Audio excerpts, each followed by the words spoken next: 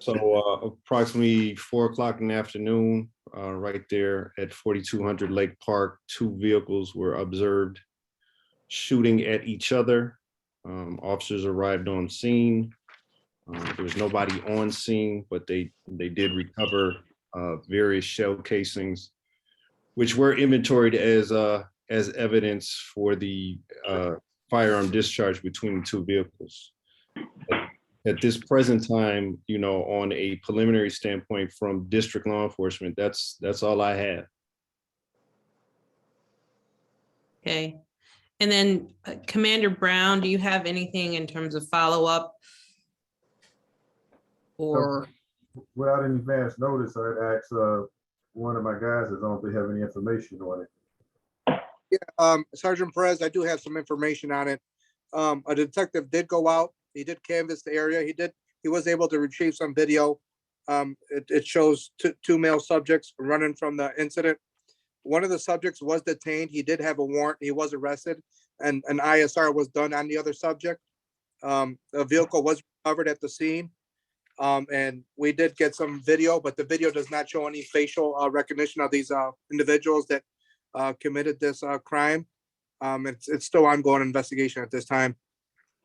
so a couple things, and thank you, Sergeant, for the follow-up. No problem. Can you let folks know what an ISR is? And can you also, yes, somebody asked the very question, what an ISR is, and can you speak a little bit more to the arrest and where that stands? Yeah, first of all, the arrest was one of the individuals had an active warrant, and he was placed in custody for that and charged for that warrant. An ISR is just it's a document that the Chicago Police does, just basically documenting that we made contact with that person, and all these incidents were also captured on body worn camera. So it's all on body worn camera also. Okay, great. And so where are we at in terms of this incident? Is it still open? Is it an ongoing? Currently it's still ongoing. It's hard to recognize the individuals from the cameras that we recovered. The video that we recovered, it's hard to determine the individuals. We have no witnesses that observed the gentlemen by their faces, so it's still ongoing. Yeah, and a couple of questions in the chat are, can we confirm that we're talking about the same incident on 45th and Oakenwald? So it's my understanding, and correct me if I'm wrong, that the incident started at 43rd, and there was a pursuit that also impacted 45th and Oakenwald. So I think we are talking about one and the same, but I will defer to law enforcement for that. Yeah, correct. These two vehicles were chasing each other throughout the neighborhood. So it did start closer to 43rd, and they were chasing each other throughout the neighborhood and shooting at each other. Okay, and so was the individual that was arrested on an outstanding warrant, was he a suspected offender? We don't know at this time. There was no evidence that he did anything other than he had the active warrant at that time, ma'am. So it's still ongoing at this time. Okay, but he was arrested kind of after that incident, right? Immediately after that. Correct. Okay. All right. Are there any just specific questions related to that incident? I have one. Okay, Ms. Chandler? Why was the young boy who was held with that older man released to his father? We saw that happen. Okay, that's something I wasn't aware of. Can someone speak to that? One of law enforcement? Commander Wallace, I wasn't on scene. I cannot give you an answer to that question. Can you tell us why they were shooting at each other? I don't have that information either. Were the cars stolen? One of the individuals a victim did come up and say his car was from, Hold on one second. Mr. Brown, or yeah, can you mute and then go ahead, Detective or Perez? a victim did come in and say his car was stolen. It was stolen at 549 East Pershing Road. The detective did go over there. But he reviewed the cameras and the cameras did not show two individuals going to the victim's car because the victim's car was out of camera view. So that wasn't confirmed. So no one was arrested even for stealing a car? Correct. No, the individuals that were in custody over there, nobody was seen in the vehicle. So Ms. Chandler, can you repeat what you observed? You said, because this is news to me, that there was a young person who was released to their parent or something? Mhm. And they were involved in this incident? Yes, they were running away. They were in the car that was being pursued by the red car. And they were Okay. being shot at. And then they wrecked the car and ran up the alley, went into some of our yards. The police caught them. There was an older man who I think is the one who had the outstanding warrant. And then there was a boy. His father came on Oakenwald. The police went and talked to him, and then the boy was released to his father. Okay. So from the detective side, does anybody have a record of that? And can they speak to that, please? This is Sergeant Perez. I was not on scene, but there's documentation that the juvenile was released to the father. I wasn't on scene, so I couldn't tell you exactly why or why not. Well, it doesn't sound to me like, given that a month and a half has passed, that there's really been any progress at all on this. So here's my question. Did anyone relay any information to the police on scene? Oh, yes. There was a group of us standing out front for over an hour. And you relayed to the police that you observed him running out of the vehicle? No, not running out of the vehicle, running up the alley. And our neighbor has the video of it. So you only observed him running up the alley, correct? Yes. Oh, okay. Was there anything else you observed him doing? No, but other people saw, well, I mean, we all saw and heard the cars coming down the street. Well, we can't detain somebody for running down an alley. And if people don't tell us specifically what they did, There were several officers out there and we talked to them, and there was obviously stolen cars involved. Hello, this is Al Brown. I saw both of the offenders jump out of the car and run down the alley. So I'm not understanding, and that was told to the sergeant on duty at the time. Stole that information, so I'm not understanding why that wasn't conveyed or put in the report. This is Commander Wallace again. I was not on scene. I don't know why he was released to his father. I do know one thing. We don't know if the victim wanted to press charges. If the victim didn't want to press charges regarding his vehicle, then that might be a reason why he was released to his father. The fact that the victim didn't see the people steal his car might be another reason. So there are plenty of reasons here why he could have been released to his father. Unfortunately, me not being on scene as the commander, I can't give you a specific answer as to why. And this is the first time I'm hearing that, a young man was released to his father. Yeah, it's the first time I'm hearing it as well, Commander. But so that goes back to, Sergeant, is that in the report? Did detectives interview people and get that information? The detectives did canvass the area. The victim did go to the scene, and it appeared that he didn't want anything to move forward as far as the individual who stole his car. Basically, he wanted just his vehicle back. So as the commander, if Hold on one nobody second. He's If you can use the raise your hand function if you want to speak, that would be great. Yep. as the commander said, if the victim doesn't want to move forward with the case, as far as his vehicle being even the individuals who took the vehicle doesn't want to move forward, he was not under arrest.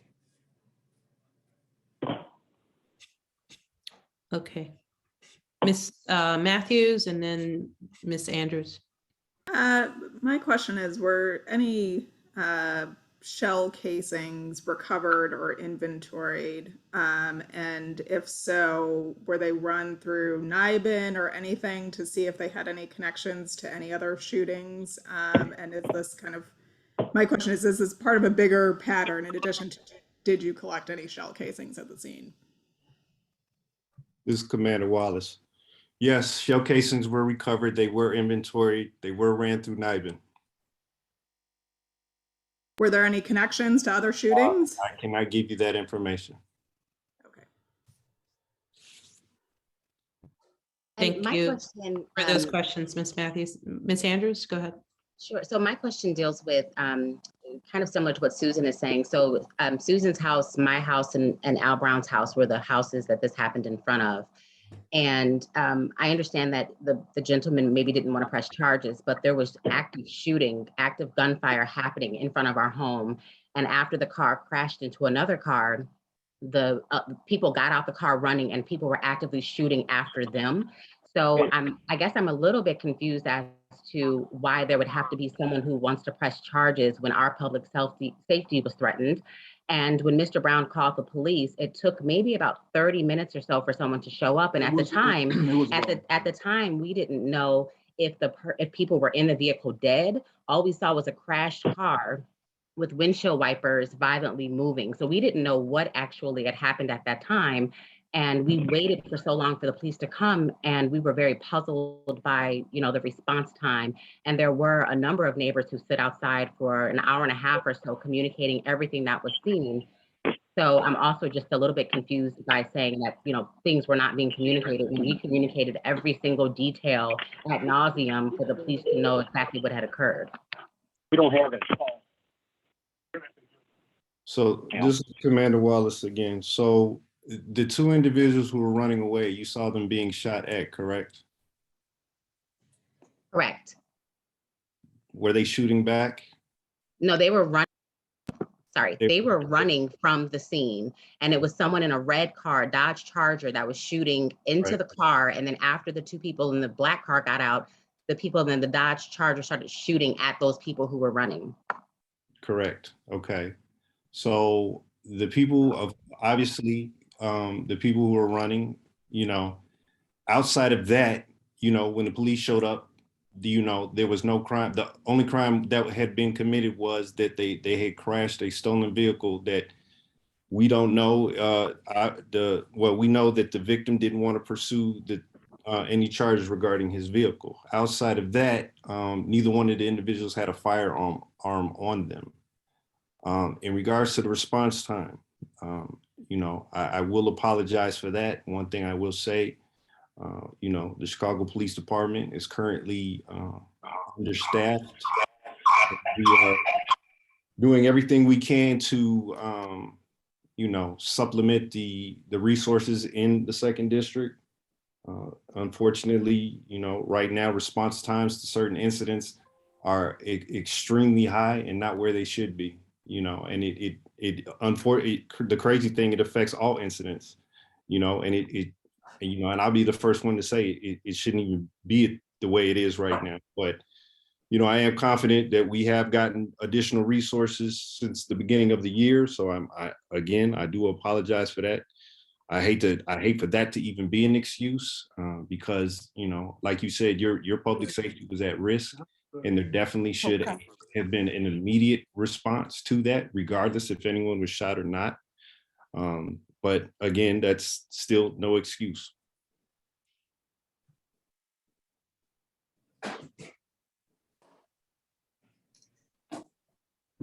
Mr. Brown?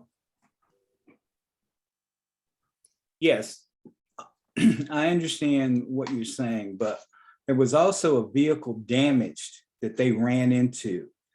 And so that would have been a hit and run. So I'm not understanding why they didn't arrest him just for the hit and run. Whose vehicle did they run into? The car that was parked there. Okay, so the owner for the car that was parked there, were they on scene? No, I know, sir. Did they make that's something I don't know, you may not know. Did they make an accident report? They were out of town. They did speak to us and Right. asked, did we know what happened? And so we relayed the incident to them. Now, what they did with that information, I cannot tell you. Okay. I was just wondering, because we were looking for the motor vehicle crash report for that incident, and we couldn't find one, which led us to believe that maybe there wasn't one done. But again, we need a victim. You need victims for things like that.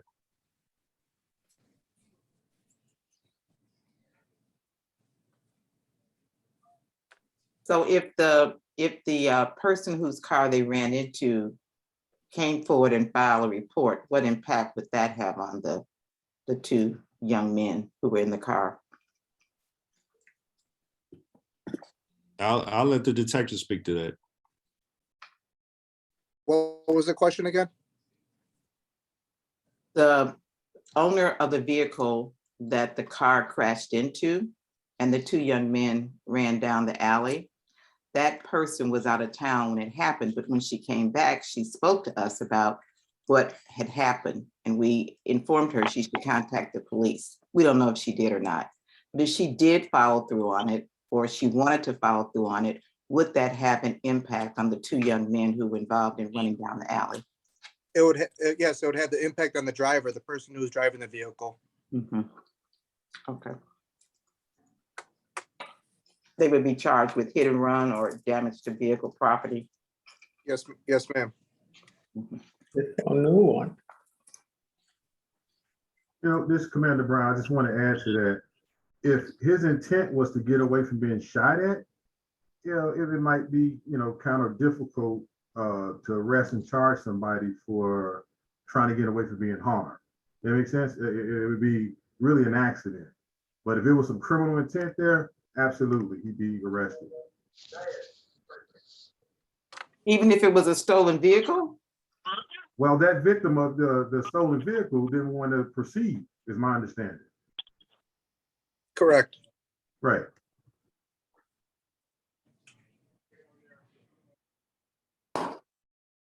You guys don't sound like you're taking this very seriously. Oh man, we take it very serious, but we just There try was a shootout on our street, and you're saying because somebody had their car stolen and didn't make a report that this isn't a problem? Well, it's a huge problem. We're not discounting anything. We're not saying it's not a problem. It's a huge problem.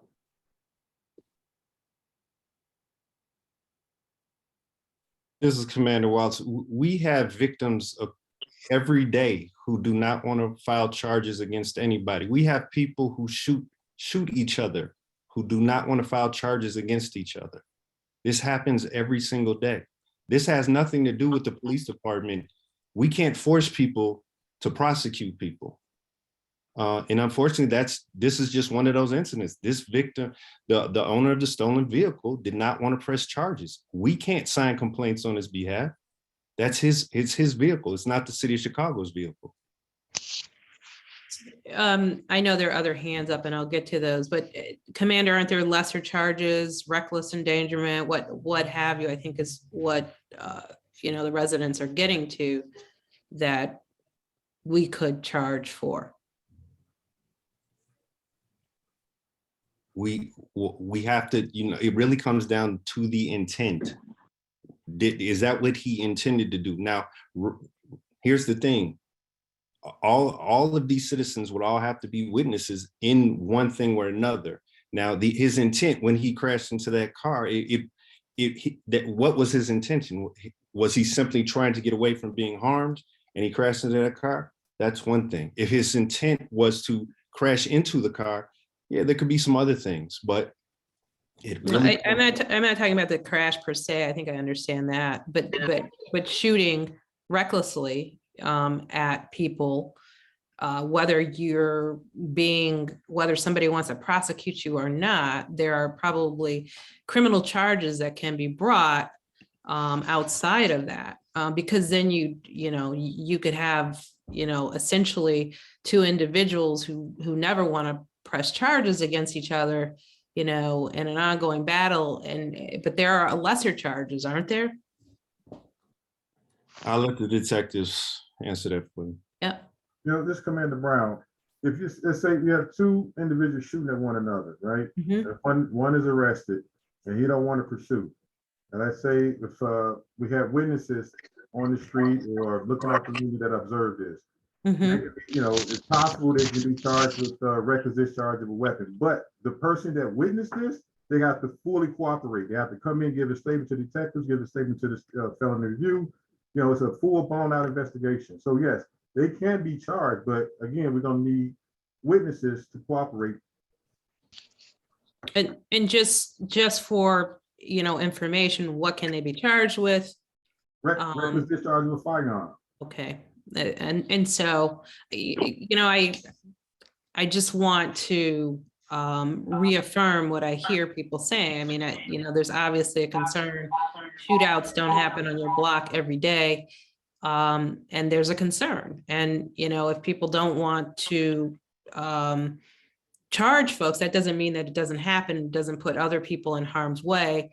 And so I think the community is trying to figure out how can we avoid this from happening again, obviously, and what are some things that we can do short of making probably two individuals shooting at each other, charge each other with something, which doesn't happen all the time. And so, as a community, so there are lesser charges. And it will take witnesses, but it sounds like we had a number of witnesses come forward. And so I'm just curious to know, what could perhaps come of this. So I'll let other folks go. Mr. Brown, were you finished? And Ms. Brown, I believe, I know. Okay. Yes, for right now. Mhm. Thank you. Okay. There's a Linda, if I just see your name. there. Yes. Good afternoon. So I want to address a couple of things that I'm hearing, even though I just want to make sure I had this correct, that they were in a stolen car. We know who was in the stolen car. One of them were apprehended, but apparently the one that was apprehended doesn't know who he was in the car with, because obviously we haven't identified the other individual, or if that appears to be the individual that was simply sent or released to their father. Was the vehicle on someone's property when it was hit? Did it go up onto private property? And if so, and I think, and I'll, this is one of just a personal bone of contention, but when you say you don't have a lot of ample police, I just want you to know I've been stopped 56 times by Chicago Police Department, not one ticket issued. So they're not, maybe if they could redirect some of their resources.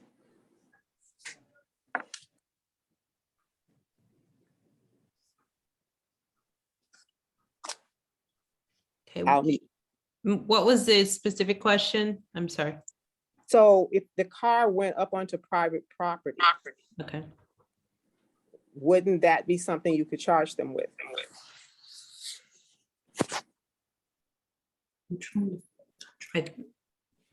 How you doing, Sergeant Perez? At the time of when the incident occurred, no witnesses came up to a police officer and said this person was driving the vehicle when these two individuals were detained. These individuals were not shooting a firearm, and also the car wasn't reported stolen yet at this time. They didn't know the car was stolen until the victim was at the 2nd District when he found out from his girlfriend that his car was at 46 in Oakenwald after the incident occurred.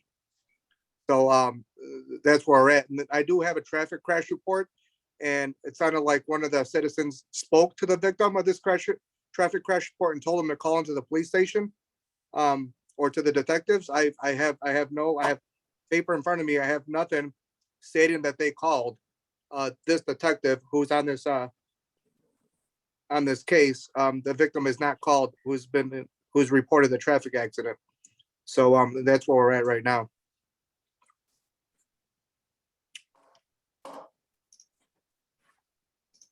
Okay. Did that answer your question, Linda? Somewhat. I'm just a little bit perplexed by why there was just simply nothing to be able to charge them with. And what I'm sort of hearing is that really until something even more The idea that the Supreme more Court is difficult or responsible something for it, more it's heinous really had hard to imagine. I mean, the justice. Mr. O'Banion, can you mute, please? that unless something more heinous had occurred, that there's simply nothing we can do. Ma'am, this is Sergeant Perez. I completely agree with you. I get where you guys are coming from. I get what you guys are saying, but like the Commander Wallace said, every day people are getting shot in Chicago and the victims are refusing to prosecute. Also, witnesses are refusing to cooperate. So, I mean, I'm sorry, but that's exactly where we're stuck at. This is the same kind of incident that happens every day. And I'm sorry it happened on your block. But if you can just stress to the citizens that to keep on calling 911 and have faith in the police department, and we'll do our job thoroughly and we'll do it well. And I will add what I, iterated earlier is there are lesser charges. It sounds like we had ample witnesses. I don't know if it was conveyed to them that they could, serve as witnesses for reckless endangerment or other charges, but, let's not belittle that piece, because I think it's important not to just say that, people can just shoot each other, and if they don't charge each other, then there's nothing that can be done. I think that is where we fail as a community. So I just want to restate that and perhaps even revisit that with some of the witnesses, and that's something we can perhaps talk about offline. Ms. Matthews and then Ms. Holt. Yeah, Ms. sitting- Matthews, why don't we let Ms. Holt go since you already went? And I promise I'll come back to you, but just, in fairness for time. Yes, maybe the officers and the commander can tell us what we should do, God forbid that something like this should happen again, so we can get the perpetrators arrested and charged. What can we do? Because it sounds like we thought we were doing what we were supposed to do, but it didn't result in any charges or arrests or anything. So what advice would you give? Do we have to be there while it's going on and take videos or something? Susan says she doesn't know This is Commander Wallace. So if everybody who was there and witnessed what they witnessed, if the information was given to the officers, you should have been listed as a witness. If the only reason you would not necessarily be listed as a witness is because either one, the officers didn't do their job 100%, or two, they were not made aware that you witnessed what you witnessed. So a lot of it, honestly, it comes down to being a witness. Especially in this day and age, you really have to be committed to following this process all the way through. That's truly the only way to hold anybody accountable now. And then honestly, you get into the courts, there's a chance that they may not be even held accountable in the court of law. So it all comes down to being able and being available to be that good witness, and giving the officers and the detectives who do the follow-up everything you can. And I know quite often it gets tiresome for witnesses because there seems to be no let up in it, or no end to it as the process plays out, or the detectives keep needing follow-up. So some witnesses get discouraged, but just from a district law enforcement standpoint, when the first arriving officers get out there, they should be canvassing for as many witnesses as possible to make a strong case, whether we can arrest people that moment or arrest them down the road. Witnesses help the detectives do their job. So, at least from district law enforcement standpoint, my thing is just absolutely making yourself known. And if the officer arriving doesn't seem to be taking you seriously, let for that supervisor to show up. A supervisor should be showing up too. So you see that white shirt, then the white shirt is who you go and speak to and say, listen, this is what I saw and this is what I want to do. But if you feel that you're not being taken seriously by the responding officer and you don't see that supervisor show up, call for a supervisor, because it is the officer's duty to ensure that your account of what you saw and the fact that you want to be a witness is documented in that report.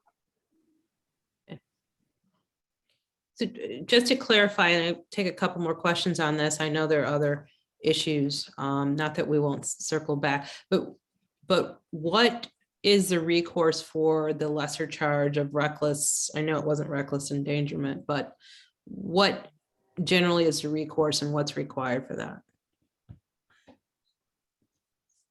I think Sergeant may have answered that before, or whoever did. For the reckless discharge of a firearm, this is Commander Brown. Okay. Right, I was explaining, if somebody witnessed this person discharging the firearm, whether he's just shooting in the air, shooting another human being, police is called, this person is arrested. That is something that requires a detective to investigate. That witness, or witnesses would have to come in, give a statement to the detectives. State's attorney's office get involved. Statement has to be given to them, and then it's up to the state whether they're going to prove the charge or not. And that's a felony charge. Okay. So I just want people to understand that there is recourse, and it's important, I think, that you understand that. Right, and also with that, Alderwoman, is, it has to be followed through. When this goes to a prelim, probable cause hearing, witness and victims, they got to show up. Sure, and I think they understand their responsibility. What I was a little concerned is that we were leaving them with this thought that there's nothing that can be done when you've got individuals who are shooting at each other and then refuse to charge each other, which does happen a lot. But there are other recourses that witnesses and communities can come together, and I just want to make sure that that the community understands that there are other recourses and ones that they may wish to follow up on here. So I just wanted to make that clear. I know. Go ahead, Commander. Just a quick question, because we spent a lot of capital on this one case. This case is still open, correct? I shouldn't call it. Sergeant Perez, this case is still active and ongoing, right? Yes, it's active and ongoing. Okay, so this is not over, it's still going. Yeah. So then it's great that the potential witnesses here know that they have the recourse of perhaps, having someone charged with, reckless endangerment. So that's good. That's actually Go went ahead, Ms. directly Matthews. to my question. So I guess I just want to be a little bit more direct about this. So having heard everything that everyone said on this call, are CPD detectives going to follow up with the witnesses who spoke here and make sure that they get in front of the state's attorney, get in front of whoever else they need to get in front of to move forward with this case? Because at least based on what I've heard, it sounds like there are multiple witnesses who could support a reckless discharge case. And so I just want to make sure that it's not, on us to kind of follow up, especially now that there are people here that saw active shooting that could really support that case. Right. Commander, which detectives should they follow up with To answer the specifically? question, once an arrest is made and those witnesses were documented in reports, they'll be contacted. But also with that, they have to be able to 100% identify the shooter. Okay. Right. And I totally understand, because I know how difficult these cases are to prove. And I know, like, we need IDs. We are going to need people that have similar, everyone's stories are going to have to be the same. I know the state's attorney is really going to look at this with a critical eye, but it sounds like we haven't even attempted to go down that path. And so that's all I was asking is, is a detective going to call people next week to kind of make sure that this moves forward? That's my question. Well, we need an arrest. We need someone in custody. Well, it sounds like you had somebody who was in custody who was turned over to their parents. I mean, That was somebody that was detained, ma'am. well, I don't know what comes first, the horse or the cart, but it sounds like if reckless, discharge is what folks are going for, there may be witnesses to point to a particular offender for that. Ma'am, this is Sergeant Juan Perez. At no time did the detective watch your body worn camera on scene, and no time did any witness say that the two individuals that were detained, that they shot outside the car. At no time did they say that. Okay. So the detective watched the body worn camera, all the officers that were on scene, and at no time did any of the witnesses state that they seen the two individuals that were detained shoot outside of the vehicle. I just want to make that clear, okay? No, thank you for that. So we're going to move on to some other items, but Commander, if you can send me the RD number for that. And if afterwards, if there are, witnesses who would like to speak to detectives that feel that they could further this investigation, then, we can point you in the right direction. So. Okay, Mr. Brown, is your hand still up? Our neighbors, the Bernards wanted to speak. They, okay, go ahead. Well, as far as the shooting in the street is concerned, they have plenty of evidence as to what happened. Also, it's a civil law that you cannot discharge a gun in public. They don't need witnesses for that. That is a law that's standing on the books all the time. Commander, can you guys confirm that, please? And I've never seen a case charged for reckless discharge of a firearm on a city street without a witness or witnesses. Okay. There is witness to that from the videos that they obtain from us. But we have to say that we tried to provide many of the officers on the scene with the video that we had. They all told us that the video that we had, they couldn't use it, that they already had video from many other neighbors and that they couldn't use that video. The following weekend, probably Saturday evening, a detective came out and was asking for information on the incident. He said that there was information in the report that there were absolutely no video, that the neighbors in the area didn't have any video to share. So we let him in our house. He looked at our video cameras and he used a flash drive and took that information with him. But he was told that none of the neighbors had any video. Yeah, this is Sergeant Juan Perez. I know Mr. Bernard, I know Detective Brown was over your house. He retrieved some video. He looked at the video and it shows the two subjects running into your yard. None of them have a firearm. None of them are seen in the vehicle. They're seen in the back of your yard and they're detained. And then the detective did a really good job. We have some video. We do have some video. And like I said, this is still ongoing. The case is not closed. So we're continuing to work hard here at Area 1 to see if we can get somebody charged. But we're working hard on this case. It's not closed, okay? Okay. It's actually another neighbor's video that some of the offenders were in their yard. Is there somebody else? We provided video of one of Who's those speaking offenders right now? getting I'm sorry. into- This is the Bernard residence. We provided video of some of the offenders actually getting into a white car and leaving, so.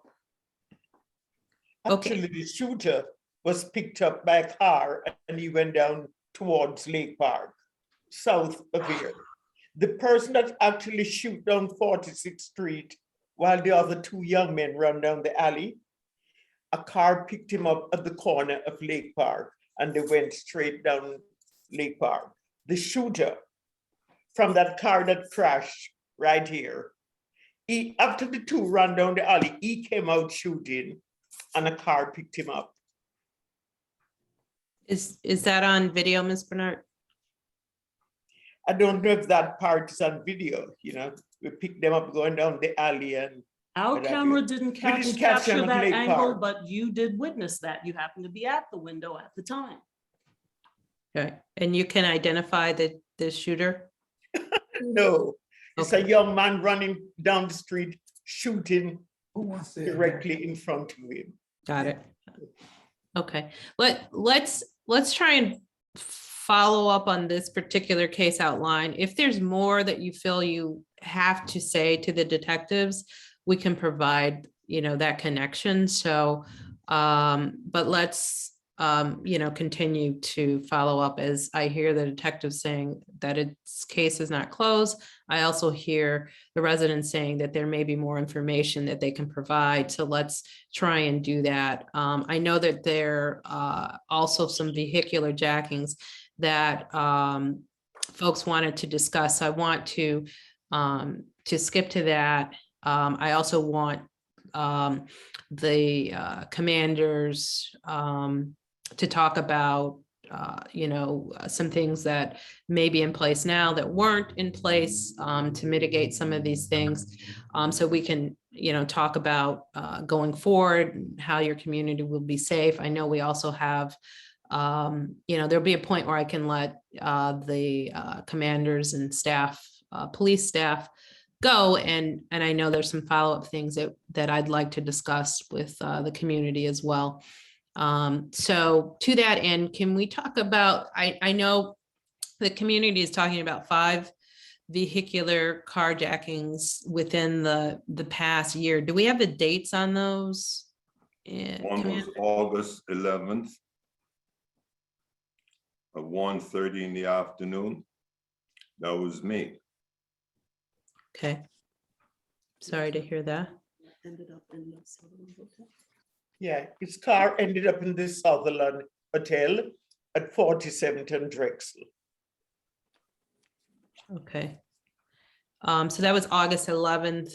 And Yes. do we have the other dates, Commander? I know one of them was the woman who works for CPD who was carjacked.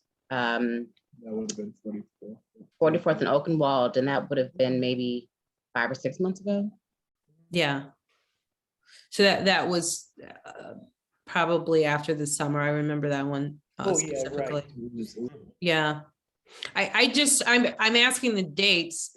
Do we have the dates? Anyone just right off on the police staff? I'm only asking because I'm trying to understand whether the situation has gotten better there, whether it's, you know, still going on. No, it's not, because on December 11th, we saw a young man stealing a car here. We called. He was in that car for about 2 hours. We called the police. They said they would send someone. No one came. On December 24th, the same young man driving the same car, a BMW, came back again about 3:30, 4 o'clock in the morning, and he's up and down in the alley and he's shining something in whatever he's looking for in cars coming towards East and 46 here. We called the police again and they said they'll send someone out. We were at the window for the longest and saw no one. And that's on the 11th of December. And on, what was it, the 21st or 23rd? The 24th of December. October 4th. Also, on October 4th, my vehicle was stolen directly in front of my house and was later found on the north side. What date again? I'm sorry. October 4th. Okay. So were you in the car or was it stolen without you in it? No, it was stolen about, I think, 1 o'clock in the morning. Okay. parking. And I say that because I want you to learn what I learned, but only after the fact, is that they categorize a stolen car differently than a vehicular jacking, which is if you're in the car while it's being stolen, right? And that's even different than if they just attempt to take your car and don't actually take it. And so it's important to understand those definitions. I've been looking and really trying to ascertain where all the vehicular jackings have been in our neighborhood, in our community, because there had been an increase, but not so much stolen cars. So I think you guys just described, what category would that be, Commander? If the cars are stolen, that's Motor vehicle theft. Motor vehicle theft. And so I think it's important for you to have the distinction, because they would not be categorized as obviously a vehicular jacking. And so anyway, I just wanted to verify that. Mr. Brown, I know your hand's been up on this particular issue. I mentioned it was my vehicle that was stolen. Oh, what I really want to just say is the fact that for whatever reason, Oakenwald seems to be a hot spot for whether it's being carjackings or stolen vehicles. Yeah. And I'm just now understanding that it's a hot spot in terms of, because we didn't have down recently the vehicular jackings. That's why I was, trying to get an understanding of that. But I'm glad that I'm learning more about that, because I was, one of the things I was going to say is that this area had not, North Kenwood, Oakland, literally probably one of the areas in all of my communities, which includes South Loop, Hyde Park, Grand Boulevard, Kenwood. North Kenwood, Oakland had not been at the top of those lists. Kenwood had, South Loop had, Grand Boulevard had some other issues. Douglas had a spike. And so North Kenwood, Oakland had not been on that list for vehicular jackings. It sounds like there've been some motor vehicle thefts that I did not know about. But I don't necessarily hear about all of those. And so how has it been over the last month, let's just say? We saw this guy in the parking lot taking all those cars. That was in December, wasn't it? December 11 and December 24. Well, I mean, he wasn't quite stealing cars. He was looking for something very specific, and maybe Alderwoman King and law enforcement, you can help me to describe what I should say to 911 when I called, because I called, as my mother said, December 11th and December 24th, because this young man is looking for something very specific. He's shining a flashlight into cars. And so he's selecting cars that have something very specific.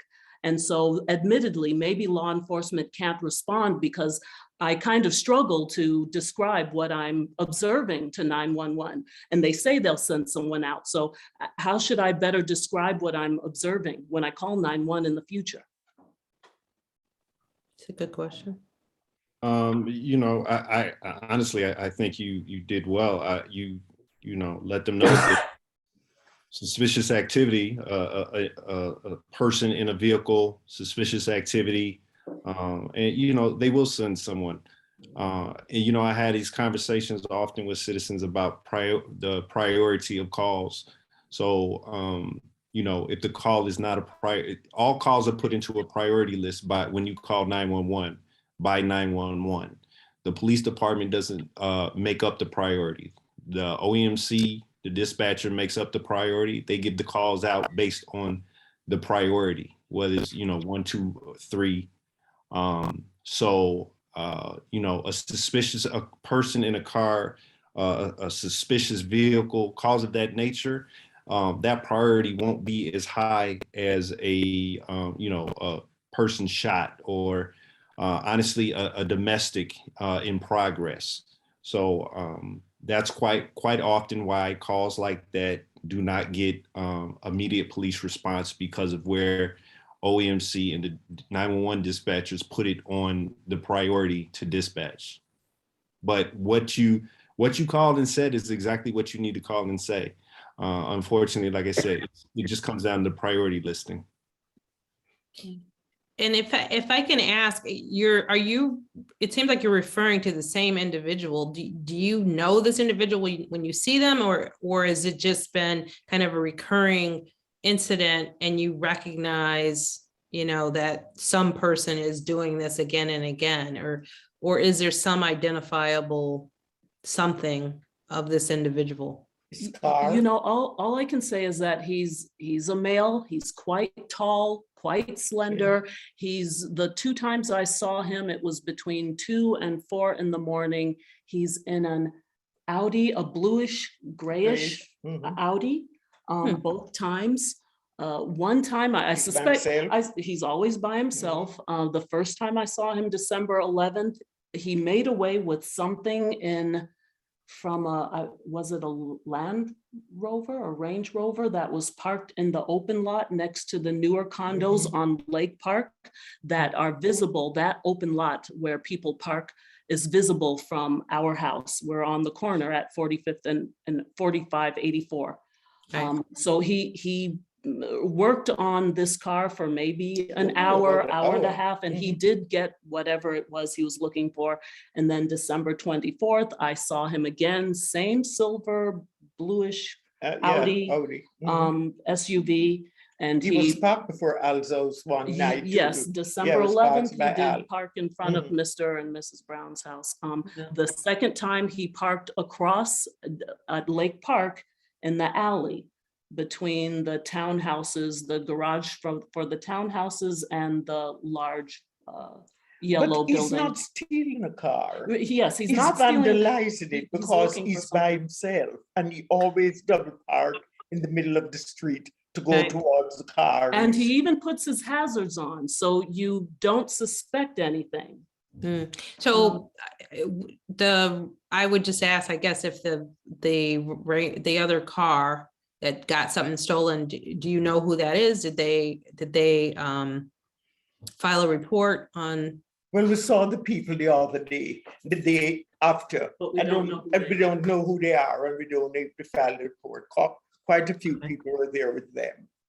Yeah, well, it sounds like you have a good description of whoever this is. I'm not sure if we know what they're doing, but if you could, describe that and license plate, it would be good if you could grab that.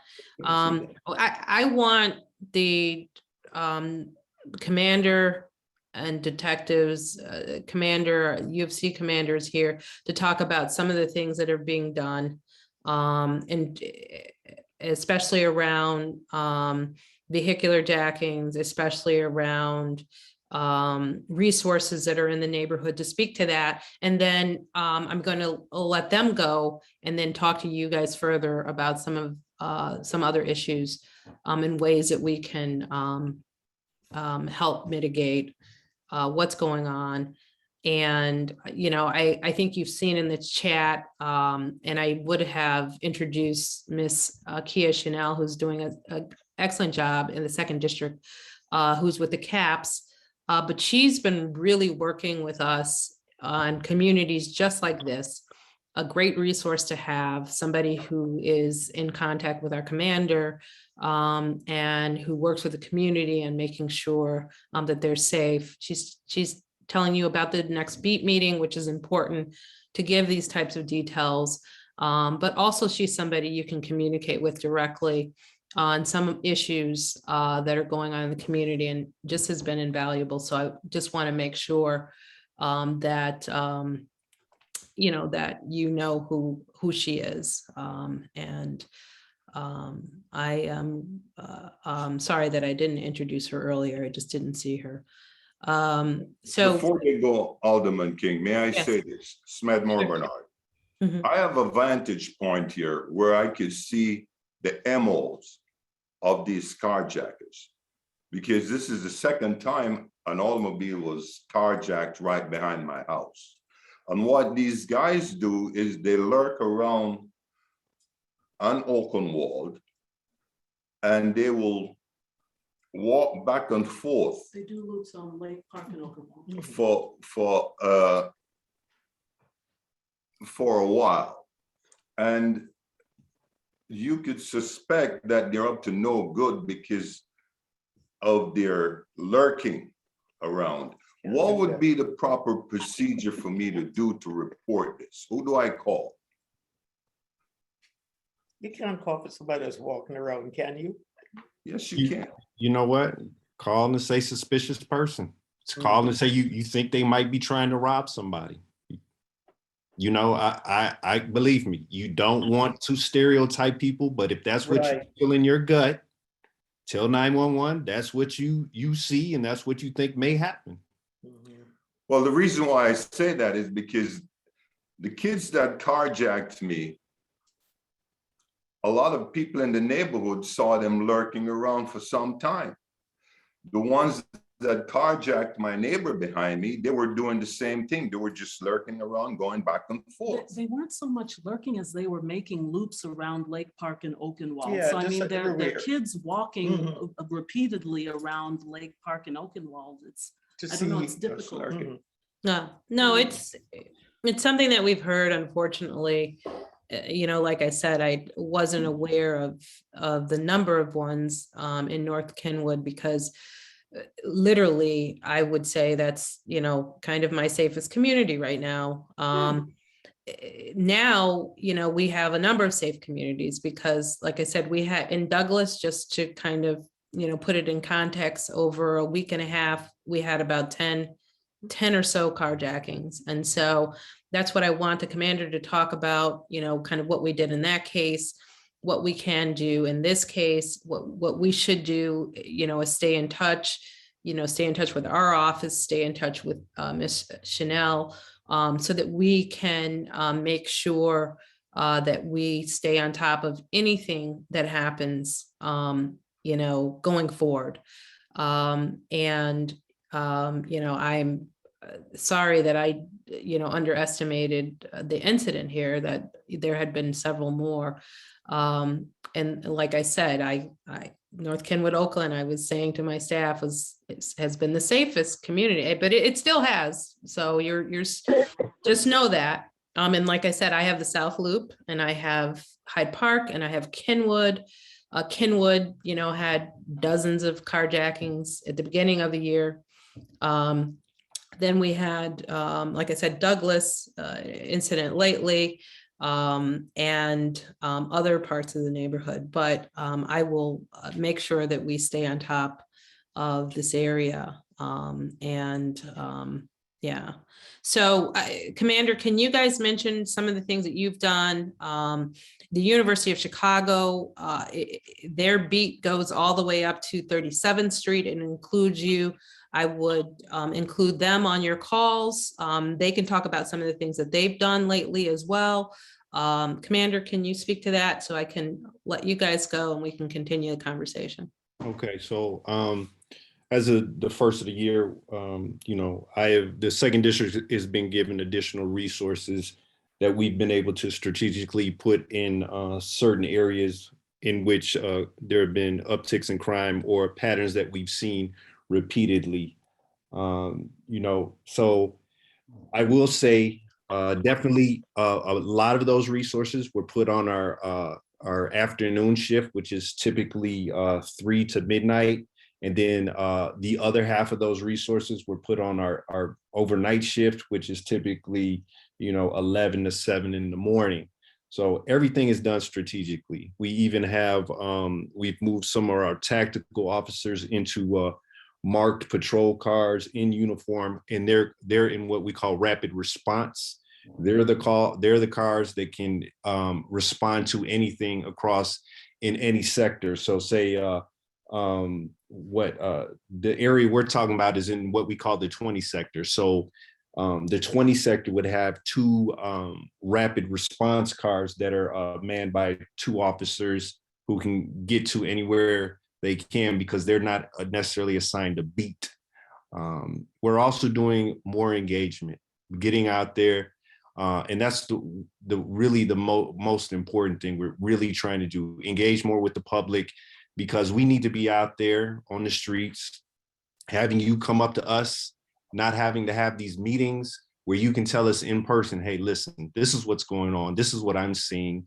This is what happened to me that I don't feel that the police handled the best or correctly. What can I do about it? But we're making an extremely conscious effort to be out there. We're also doing a lot more flyering as well. We want you to know when a crime has occurred on your block, so you can be aware, because you may not necessarily even know. You may not know that, even though obviously this is a very tight-knit community here, you may not know of something that transpired, but we want to ensure that we put that information out there so you know that, hey, listen, call the CAPS office. They'll give you further details about what happened. We also, the department has created a tip line regarding violent crime, such as murder, and regarding gun trafficking as well. There's a tip line that's now established that's giving rewards. So they're hoping that that will help individuals come forward and assist the police more. But our biggest goal for this year is really connect, so we don't have to continue to have these meetings, so we can be on top of things, so we can answer your questions. This happened in November. Honestly, it shouldn't have took this long for us to have this discussion. So, that's all. Well, that's everything. A bit of what we're trying to do in 2022. Thank you for that, Commander. And then Commander Diablo still on? Okay. Yes. Can you talk about what University of Chicago has done in adding not necessarily patrols, but the ambassadors and things of that nature? Yes, we have several initiatives that we just began in regards to that. The ambassadors, which are our safety, security, unarmed officers who are out there in various areas. That includes 53rd Street and certain areas within the campus area. Extended hours, they're like our additional eyes and ears. We do have our new initiative also. It's called the Video Patrol Unit, where one unit is actually monitoring the security cameras that are located in our Emergency Communication Center that serves to deter crime and protect the safety and property of the community. We use our statistical data from our robbery reduction plan that focuses on those areas that would be monitored. And so we have our license plate readers that are fixed. We are also trying to, or in the process of hiring additional officers to assist in making ourselves more visible. And we also have a phone app that anybody who has an interest, that you can actually go onto this application, and if there's something that you see, you can use that or actually contact our Emergency Communication Center. Yeah. Can you talk about, so how many this is actually the same beat as it is for CPD. It's 222, I believe, for you as well. And you've got officers on that beat. And you also, I believe, have a car and what is it called? Ambassador patrol car or zone between 47th and 39th, at least. Well, we have our ambassador units that are basically deployed in specific areas in regarding to report anything to the police. I mean, that they can radio into our dispatch center, and they're basically deployed in areas that we've been having an increase in crime. Yeah, I think we were talking to the chief, and he gave us areas between 47th and 39th where they have a vehicle, allied vehicle patrol zone. So that's one that they're in, but it's also a beat that you guys have. And I think you have one car at least in that beat. And so you can also use your number. I just want folks to know that they can call U of C. I would call both 911 and U of C if you know anything or, you know, have an emergency call. And they will both show up. So I just want folks to know, and not everybody knows, that you patrol all the way up to 37th Street, west on Cottage and east to the lake. So that includes this community as well. Yes, that is correct. Okay. And if we can place a number in the chat so that folks know what number they can call for UCPD as well, that would be great. Okay. All right. Unless there is a specific question for the police, either UCPD or CPD, I will have them leave and then we can finish our conversation. I know there's a couple of things you guys want to get to, and certainly we can meet again. And I want to share with you about other resources that are on the Zoom tonight as well. Just quickly, the license plate readers, are they under the control of the police department or the city? And do we have one in our area? And do the patrol cars patrol the alleys? Seems like that's a hot spot between Oakenwald and Lake Park. Go ahead. So when you talk about the LPRs, are you talking about the ones the university has? I have no idea. I've just heard that terminology a lot, and it seems the commander from UCPD was mentioning their LPR. So UCPD has a vast network of LPRs. So does the second district, has a very good network as well. Those LPRs are placed strategically, really on the, you know, off ramps and on ramps when you get into the getting in and out of the second district. So, but we are currently working on an agreement with UCPD so we can be connected into their LPR network as well. So the LPRs for the Chicago Police Department, we're able to monitor those from our SDSC room, which is located in the second district.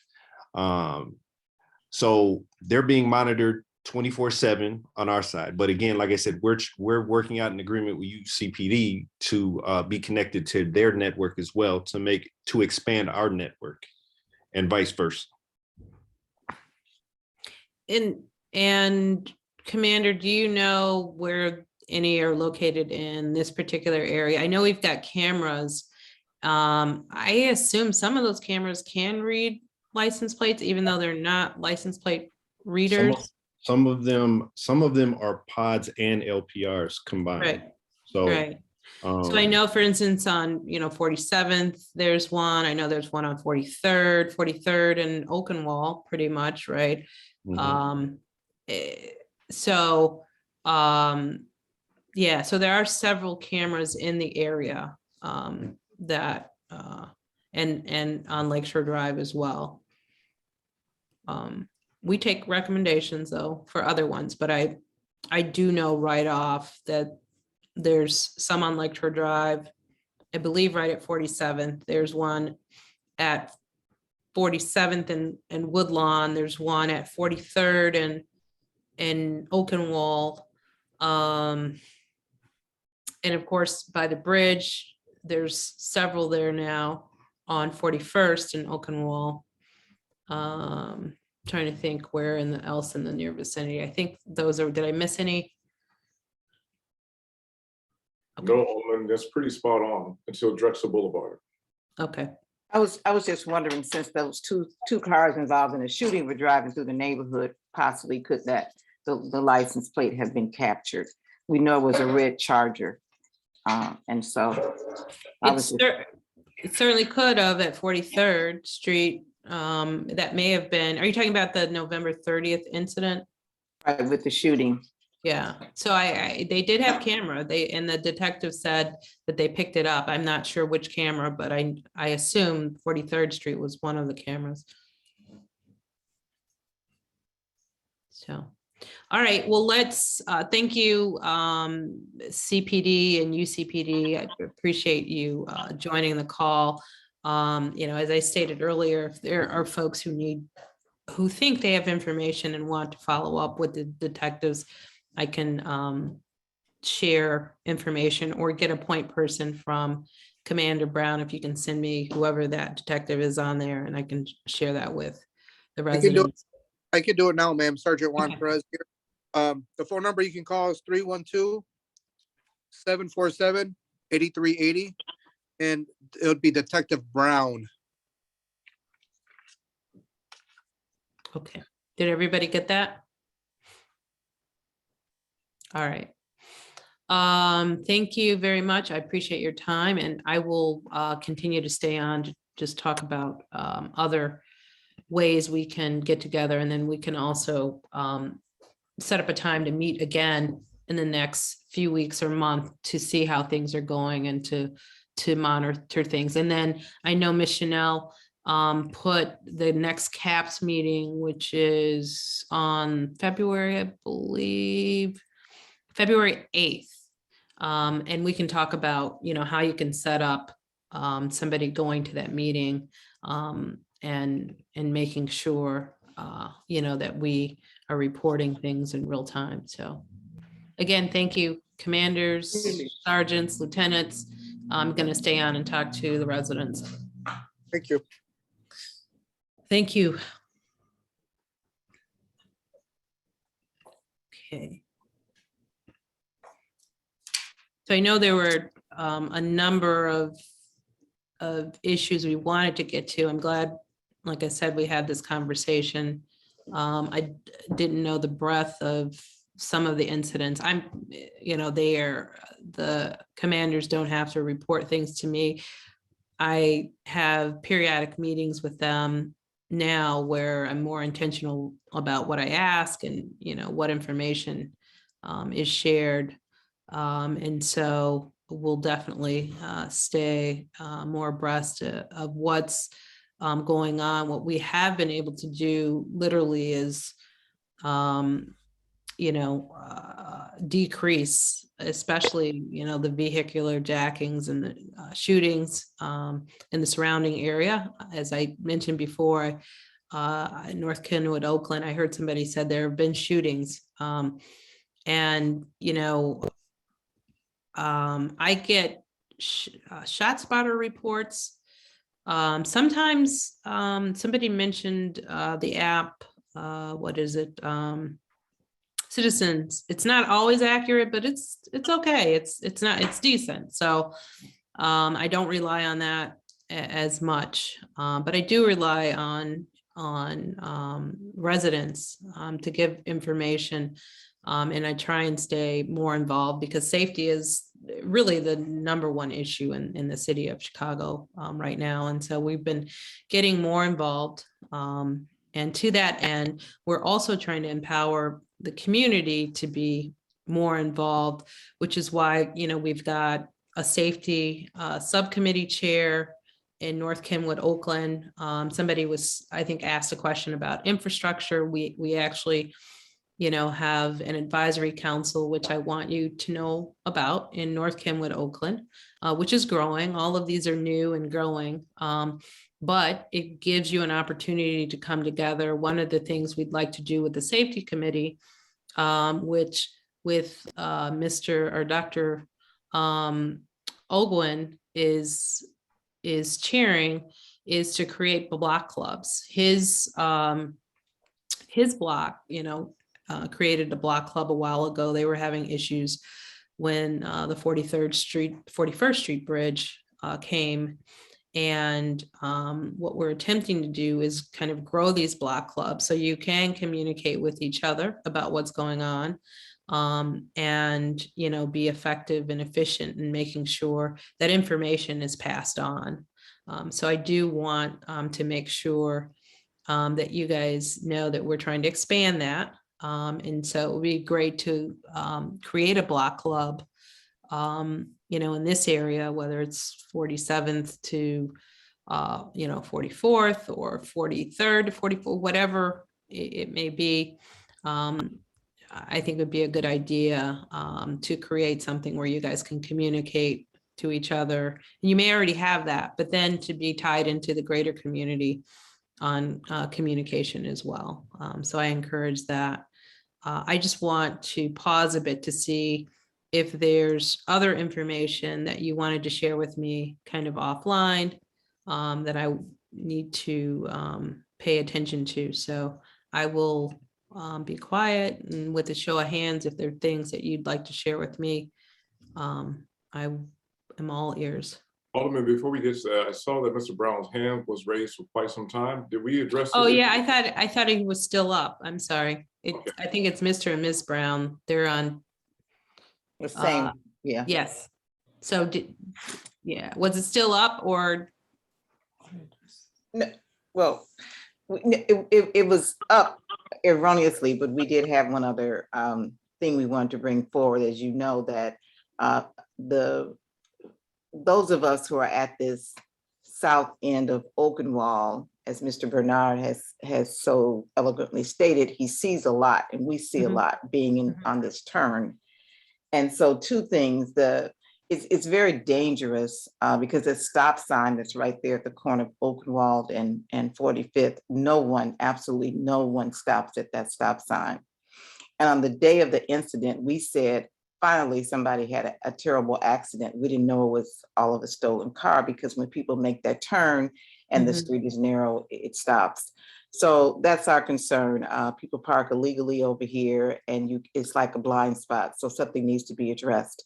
But we've also been lobbying you for this permit parking, because when we see suspicious cars, because we at this end don't have garages and driveways, it's very disconcerting coming home and you see these strange cars sitting, idling. Sometimes they throw their trash out.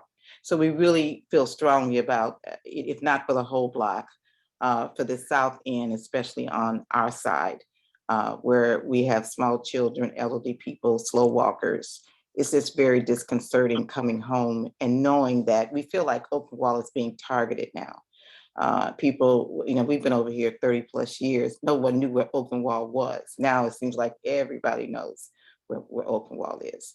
So I'll let my neighbors talk now, Mike and Yandi.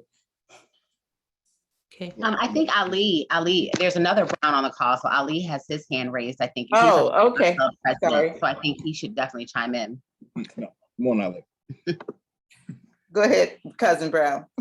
I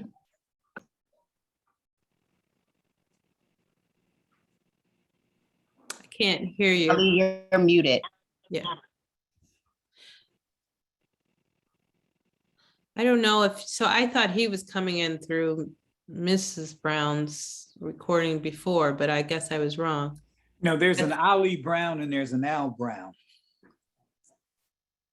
Okay, so yeah, I was referring to Ali Brown, but I can't hear you. Cannot hear you. Yeah. You may want to sign off and just try and sign back in, and that may be helpful, because I see I'm not sure what else we could do there. But while he's trying to fix his sound, so Mr. Brown, Mr. Ali Brown, if we hear you, we will let you chime in. Miss Andrews, why don't you go ahead, and then we'll try and come back to Mr. Ali Brown. Sure. So just some of the issues that we have found is that it seems like Oakenwald is a really safe block for a lot of dangerous behavior to happen, because it is close to the lake and close to Lakeshore Drive, so very accessible. But also, so many people don't know that this block exists. So people come in from 43rd, right at the Oakenwald entrance, and are constantly down our block. We have a lot of high traffic. There are 3 apartment buildings that are on Lake Park. And so there are all their guests that are there. And because there's no parking for them, they park on Oakenwald. So lots of guests. There are just a lot of random people kind of walking around, random cars. We've noticed people with alley mechanics working underneath their cars. There are construction workers who are parking their cars on our block who are working on Lake Park. And so the concern is just, for us, with there being so many people on our block who do not live on our block, that we don't know who they are, it just continues to be a concern for safety. And so we are, coming to you to figure out what do we do about the amount of traffic that is on our block, the amount of fighting and loud music, particularly during the summer months, and with the attraction of the bridge and with the lake. What do we do? Our concern is that it's going to be more and more people who are going to find out about Oakenwald and be on our block and hang out on our block. And as Ms. Joyce Brown was saying, it's very nerve-wracking. My husband now watches me, my coming and going. I'm losing my sense of agency living on this block where he does not allow me to walk outside alone. And I'm just wondering, what do we do to combat that? What do we do to combat all of the mixed income housing that is on Lake Park, where so many cars are just left on our block? What do we do to combat the carjackings? I heard that the sergeant saying, well, call us when you see someone lurking, but we also heard that there's so many other things happening in Chicago that if you call, no one's going to come. So that doesn't sound to me like a realistic solution to the issue. And so we are begging at this point for some sort of permanent parking, even if it's, no parking from a certain time to another, point of time. We have the Metro, we have the CTA. So it's just a lot going on over here where people are constantly here who do not live on this block. And recently our property taxes skyrocketed for our home. And so we're paying these property taxes, and at this point do not feel safe, do not have a place to park, and have so many other people on our block. And I think my husband wants to chime in. Oh, you said everything perfectly. Never mind, I'm his representative. She's my counsel. Right. Good. Good. Well, you said a number of things. I can speak to some of those things, and if I don't answer others, just if you can, just remind me of your question. So there are a number of things that we can do to try and, curtail some of the nefarious activity, as you say. Some of it's been mentioned. I would not call the police. I would call the police. I would call the police, on suspicious. But I would also use the University of Chicago as a resource. It is a resource that is there, and so just know that you have that. I'm not sure how many people understand that that's a resource as well. In terms of entryway, and access right there to 46th Street, there are things that we can do around the stop sign, perhaps to make it more, visible that there is a stop sign there. I know you already have speed bumps there, which is, I think, one of the reasons they were put there, because of the speeding and people going around the stop sign. And so, those are some things we can do. The bridge is coming. Somebody asked about the cul-de-sac at 43rd Street. We are putting that there. We've learned a lot from the bridge that came in at 41st Street.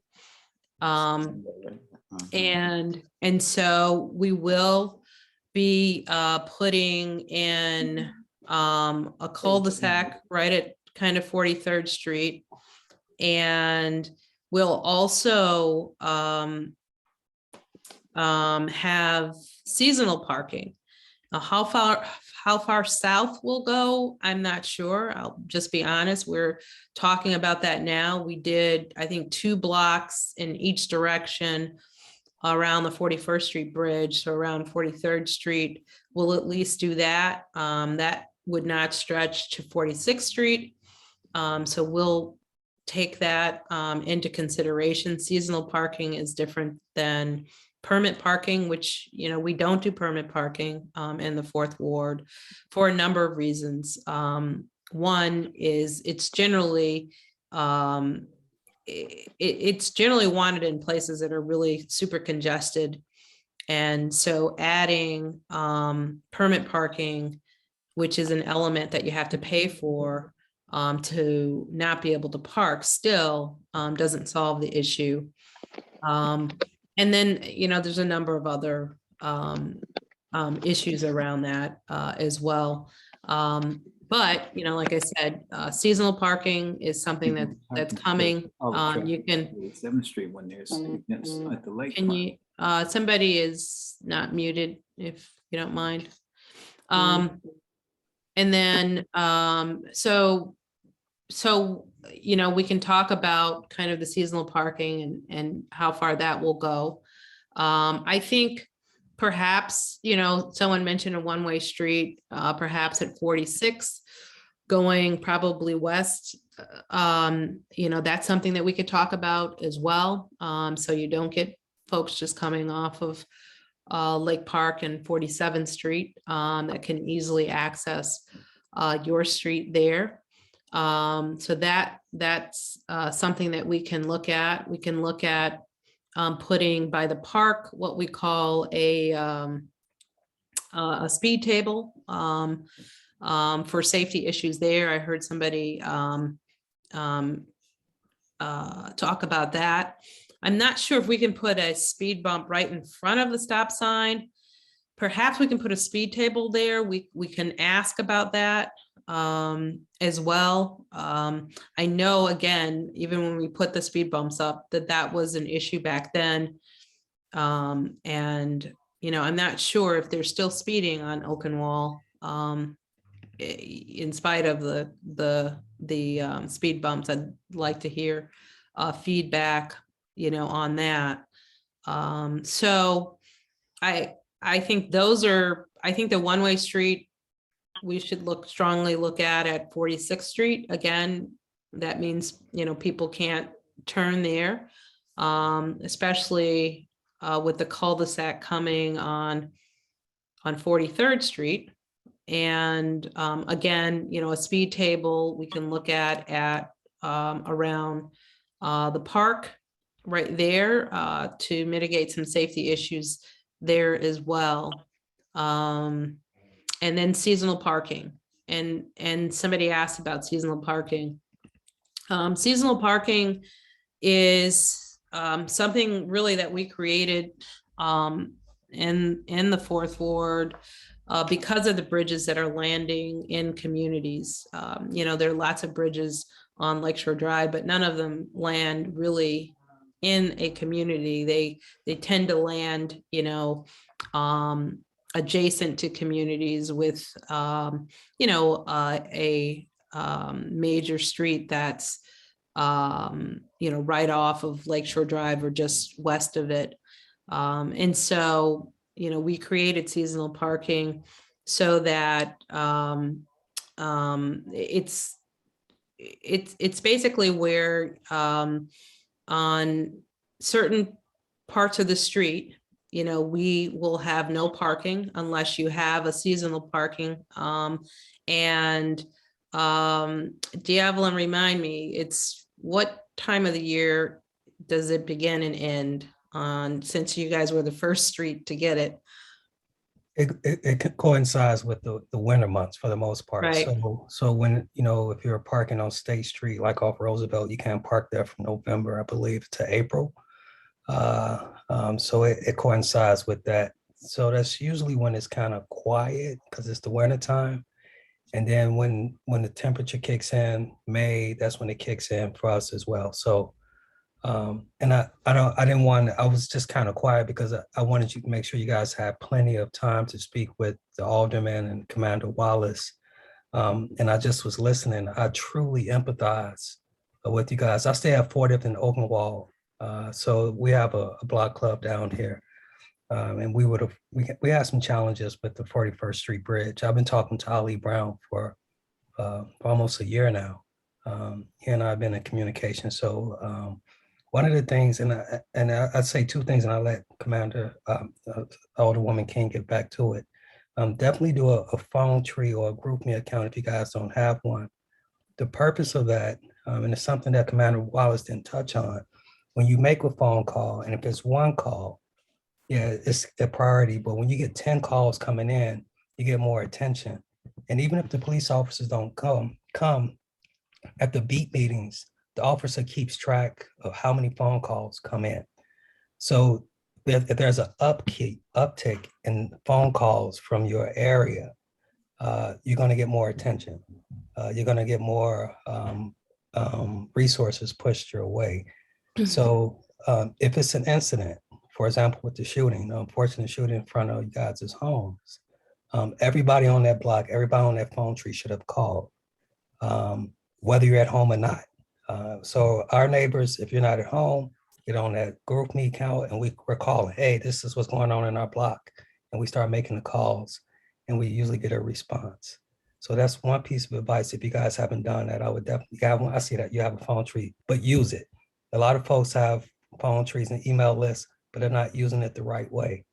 And so that's a piece of advice I can give you guys. And secondly, with the seasonal parking, one of the things that challenges that we had, and it kind of got a little better, was the enforcement. Alderwoman King did an awesome job of getting the stuff in place for us, but the enforcement wasn't there. And what I learned is that a lot of it was the resources wasn't there. For example, we were really pushing for more towing to take place. And what we found out from Commander Wallace, that at one point there was only one tow truck assigned to the entire second district. So if we wanted some cars to be towed from our houses, the tow truck wasn't available.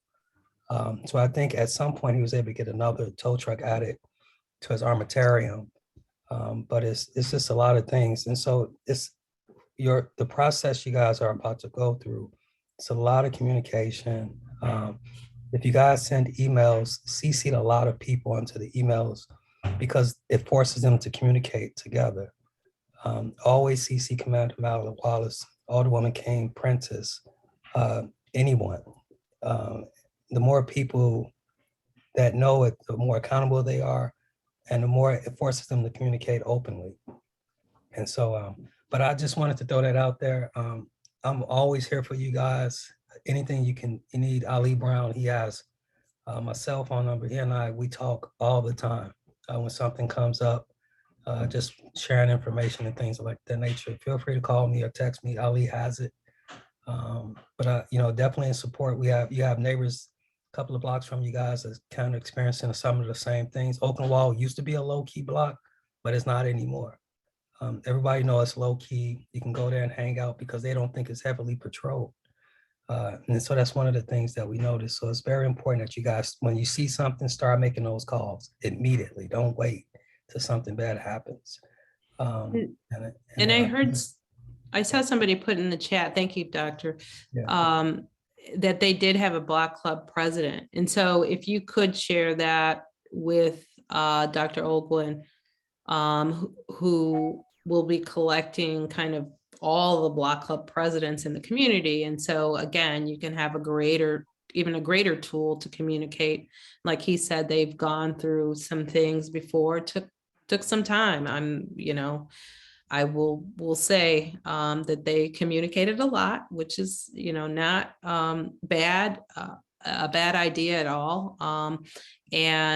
But they went through some of the same things that you guys are about to go through. We've learned from them. So, we're already doing a ordinance that would, make Oakenwald a seasonal parking. And just to clarify, Prentice, do you know the dates for seasonal parking? It is mostly in the summer.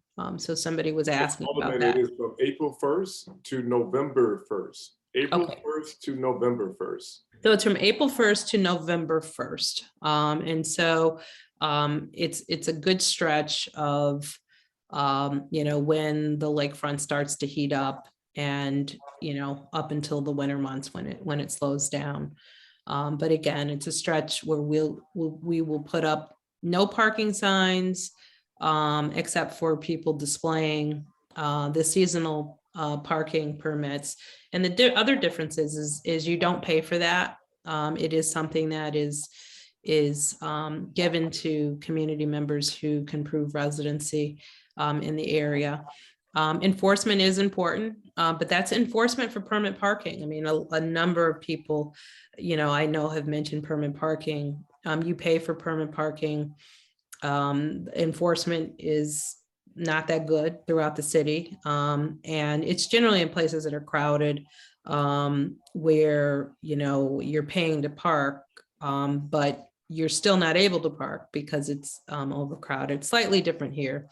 And so seasonal parking, because we have these bridges coming into the community, we were able to, pass an ordinance so that you guys could have seasonal parking, make sure that you have parking.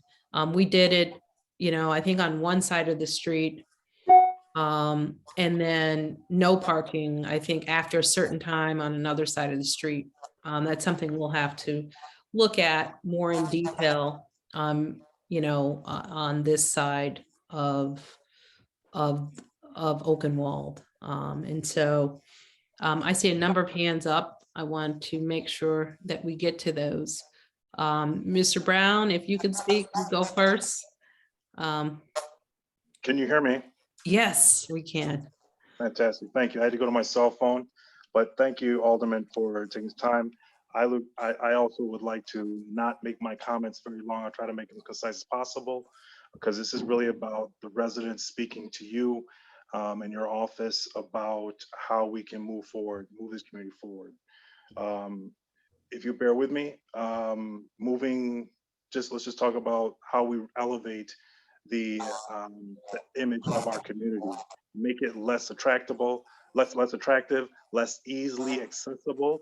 The parking is, I'm a very problem solution thinking individual.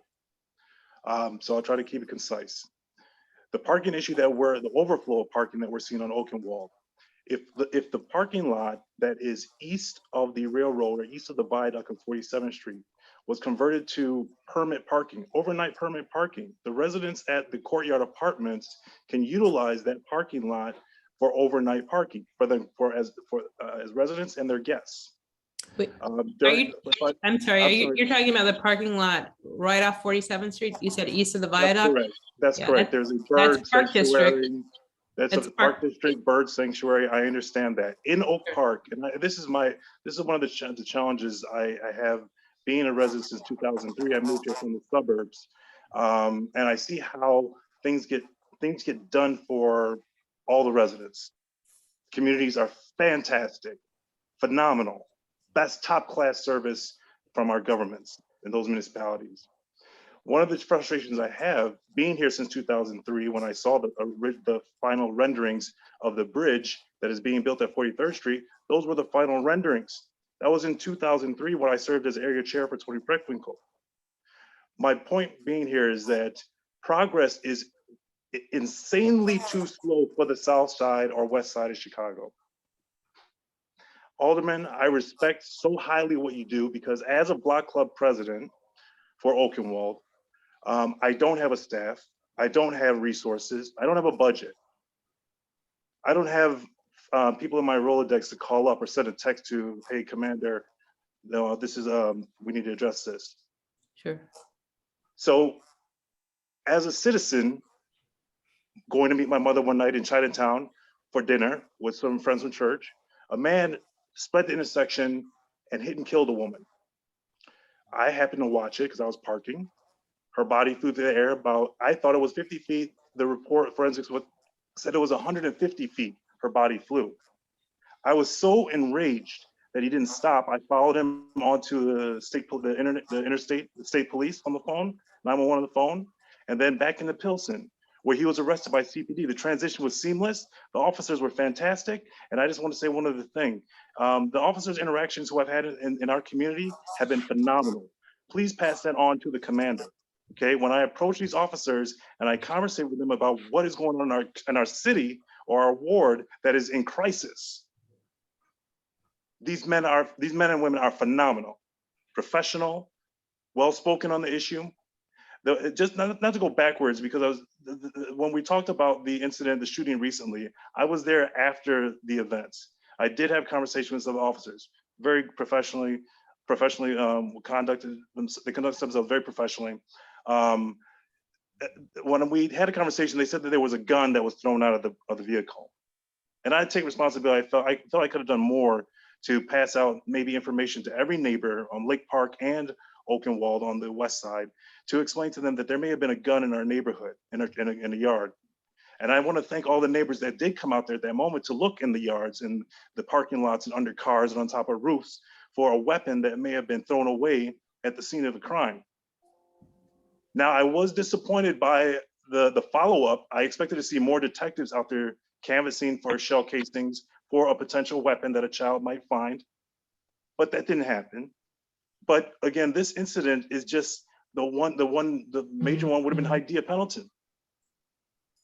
So, I mean, my point being here is very simply is that we've got to approach this as very problem solution and kind of narrow our focus.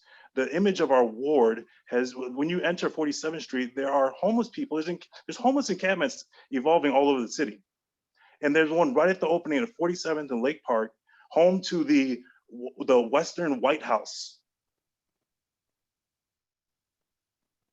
There's homeless people living there. I feel terrible about the situation. I've researched it. My thoughts are that the Illinois Department of Human Services, the police department, I don't know how they can let anybody sleep up there at 2 degrees. I don't know who these people are. I think I complain about my problems. Those people are tough as nails. But it's not where they need to live. It casts a bad image of the people that are visiting this community like, oh, maybe it looks like my hood. I don't know. I'm not trying to be facetious here, but we're all professionals. We're all invested in our communities. We're all homeowners, residents. We all live here and love this community. We are 7 miles south of the loop, and Lincoln Park is 7 miles north. We deserve everything and more because we don't have the density issues. And we also don't have 1,000 vacant lots. Where are the developers? Where is the housing to come and stabilize these communities where people can come in and hang out and shoot off fireworks, do fireworks displays, and drive 300 motorcycles across the bridge because we can't just narrow the openings? I'm not sure where the problem is, but for like most things in America, it really comes down to dollars. Alderman, and please, I'm worked up right now. It's been a passionate meeting. It's been the past few years trying to keep the community engaged. We pick up the trash. I pick up the trash. We sweep the curbs. We clear our sidewalks. We watch out for each other. We work hard our jobs. We pay our taxes. We're doing our part.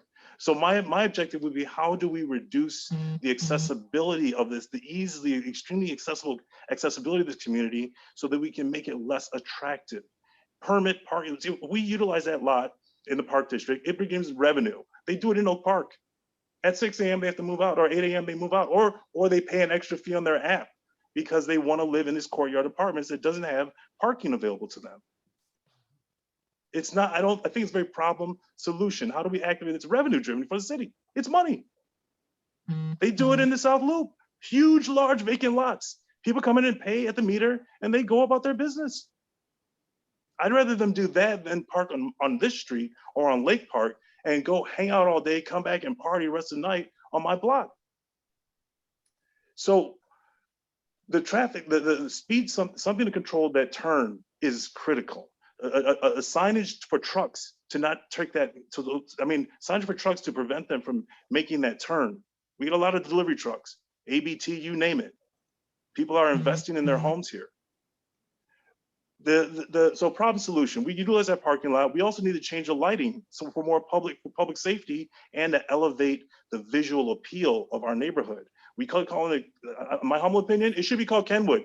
We should get the stature of Kenwood. We're 7 miles south, Lincoln Park 7 miles north. There's North Kenwood. I never understood it, but it is what it is. But I think there's room for us to make changes and give some consideration about elevating the quality and status of this community. Put, rocket science, put the speed bump in front of the park. Children play there. Why we had to have them installed, then removed, and then partially put back in. we cannot continue to, this is unacceptable for our community, the history, the legacy of people that we make up for the nation. Big heavy hitters for the nation, international names. And we're just trying to do our part. So I will leave my comments there. My email, phone number is available for text, any point in time, any and everybody that wants to get involved and get engaged. It's a heavy lift, but it gets lighter with more hands on deck, actively on deck. I want to thank Al Brown, Dr. Joyce Brown, Yandi, and Harold Mike and Prentice for making this available to us. And I hope it's just the first of many where we can talk about successes that we've accomplished over the next year. I believe a residents committee for infrastructure to review the budget, whether it be for menu monies or city CDOT monies or from the House of Representatives, I don't care where it's coming from, but we need to have some understanding of capital improvements. What's it gonna take? Who do we need to engage? Neighbors are ready to make this lift with you. You have a huge ward. You have a huge community to tend to. And so we're ready to do our part. We need some real actionable things now. Thank you. And, I appreciate that. And I know you mentioned a number of things, definitely solution oriented. So, happy to work with you on that. I know, you said you and Dr. Oakenwald speak a lot. And so you'll know that they had a list of things and, we went down a lot of those lists. We do have an infrastructure committee as well as part of this. So I would encourage you to join that, to talk about some of the infrastructure needs as a block club and as a community on where your priorities. We can't do everything at once. We can do a lot, but we can't do everything.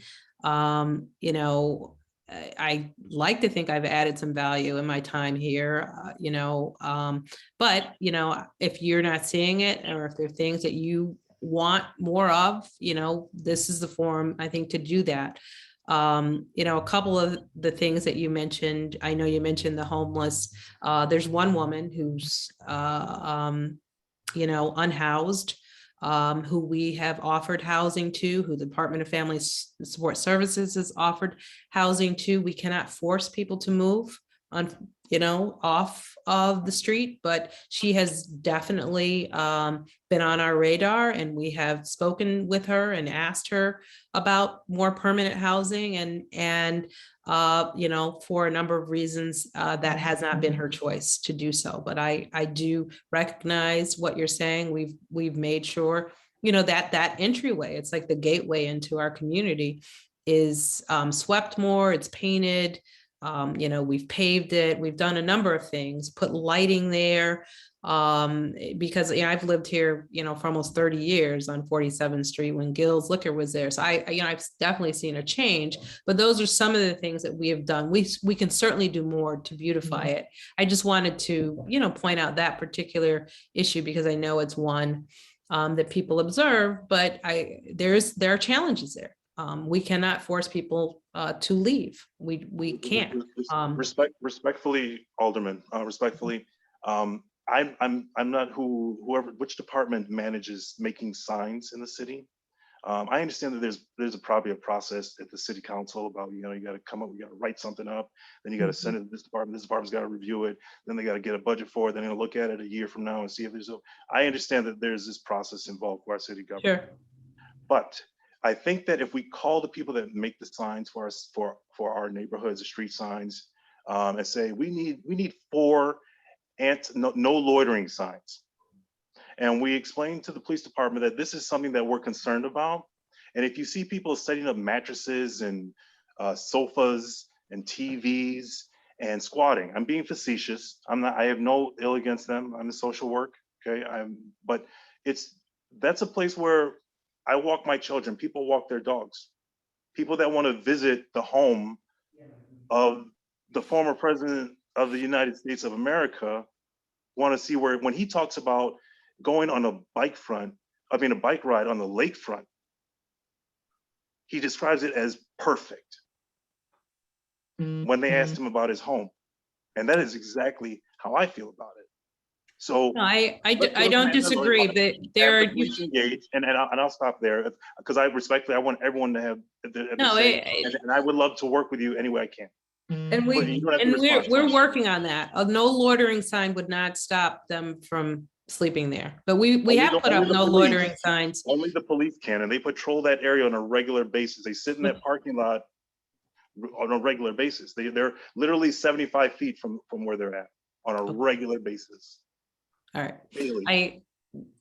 We will continue to work on that, but that's definitely something that's on our radar that we have tried. The unhoused, it's big all over the city, but definitely I hear what you're saying. I appreciate your willingness to partner with us on that.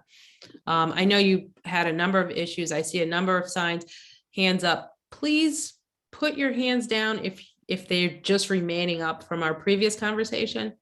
If not, I will, take them in the order that I see them, and then try and close. And what we should do is, as a block club, talk about what your priorities are. Obviously, safety is it. We understand that. I want to work with you on that. I want, to make sure to help you hold the police more accountable. As you saw, I challenged some of their responses and answers there. Part of that is keeping me engaged. I said that literally this area is the most safest. Doesn't mean that you don't deserve safer. That's not what I'm saying. But we'll stay engaged over that. But I think as a block club and as a community, along, with the North Kenwood Oakland community, let's talk about some of the infrastructure needs that you want. And whether, we talked about a speed table. I'll have Prentice kind of share what that looks like for you at the end, Prentice. And some other infrastructure needs that you talked about. Those are things that we can do, pretty quickly. Let's also talk about, where the seasonal parking should go. But what I'm saying is you should get together as a block club, as a community, and decide what are those priorities, and let's stay on top of those. Like I said, on north of here on Oakenwald, they had a number of priorities. I would say probably, 3 or 4 big ones and 10 small ones. And, I think we went down and we hit them all. It took some time, but we did everything from, cameras to doggy bags, literally. So those are things that we can work on. But I still see Miss Adams' hand up. I don't think we've heard from you. Well, go ahead, Miss Adams. I think your mute button is. Okay, I want to take my hand down, but I didn't know how, because I felt you had pretty much covered the issue about the permit parking. I feel exactly the same. It's not worth the investment. You pay to the city and you get very little in return because they do not enforce those signs. So you're paying and people are still parking there. And this is why I am totally against permit parking. I've seen it in my mother's neighborhood for over 20 years. And they don't like it. They just keep paying and paying every year for nothing. No, I saw some comments about they enforce on the north side. It's not true. I have part of the north side. I have some spaces north and south that have permit parking. It goes back and forth. And so I think we can get accomplished without you paying for it and being frustrated by it, what you want to get accomplished. And we can talk about that with the seasonal parking. I think that sounds like that could be a possibility, the seasonal parking. Yeah, I think that will be very helpful. And enforcement is important, but we, as an office, stayed on top of that. Obviously the block let us know, how things were there. And then we, stayed on top of resources in the city to do that. And we feel that's our job. I mean, 100% of the resources our office does not provide, firsthand, but we feel it's our job to make sure that you get those resources. So whether it's, more lighting, or whether it's somebody enforcing the parking, we called OEMC to make sure that they brought in more trucks, to make sure that they were finding folks who were parking there. It took a while. We took a weekend or two where we just did it nonstop to make sure, that community was getting what they deserved. And it's not perfect, but, that's kind of the role that we played. Miss Andrews, I believe your hand is still up. Miss Linda, and then Miss Brown, and then we'll try and end there. But what we will do is put another meeting on the books. Let's just say in a month, we'll have another meeting, and then you guys come with your priorities. I would hope that you would also have met with your block club to, talk about those priorities, and also with the infrastructure committee and the safety committee to talk about some things that we can put into place. And there are things that we will do walking away from this meeting, but I also think that there are things that we can do together and prioritize those. Ms. Andrews? So I just had kind of 2 quick points of clarification. So you mentioned earlier that with permit parking, it deals with areas that are considered congested. And I'm just wondering if you could kind of help me understand what constitutes a neighborhood that's congested. And then I also just wanted to understand what is the cost associated with permit parking. I think that for some of us on Oakenwald, it is a more pressing issue. I understand that for Ms. Adams, perhaps. Baptiste, can you mute yourself, please? Or Mr. Baptiste, I can't see, but. I understand that for some residents on Oakenwald, permit parking might not be, something that's really necessary. But I know that Mr. and Mrs. Brown have had their car damaged by people who were parking on our block. Okay. They just recently had their handicap spot knocked down by someone who parked in their spot and knocked it down. Our fence was run into and is currently damaged by someone who was trying to park in front of our home. So this is a concern that is very present for us that might not have much to do with the bridge. So I do just want to better understand, what does congestion mean and what are the costs associated? And is it something that could be paid for privately, where there are certain types of fundraisers that can be held, or people who are willing to be donors and help pay for this problem? Because there are some of us who do not have parking at all. We don't have driveways, we don't have garages. So our situation might be a little more volatile as it relates to the parking. I was threatened once for parking in someone's spot who had put up garbage cans. I was told that if I knew what was good for me, I would never park by a garbage can anymore. And that was by one of my neighbors who may or may not be on this call. And so, again, as a woman who is parking a car with twins, walking with strollers, I want to be able to feel safe, parking over here. Yeah, so permit parking, when you say congestion, I mentioned that, but there are several things. I mean, when people think about permit parking, they're generally thinking about areas that are congested, and thus, bringing permit parking. That's not necessarily what I'm saying here. I'm saying White Sox Park, Cubs, those kind of places where it's, that's the congestion. Yes. What I'm saying here is that permit parking doesn't necessarily guarantee you spaces.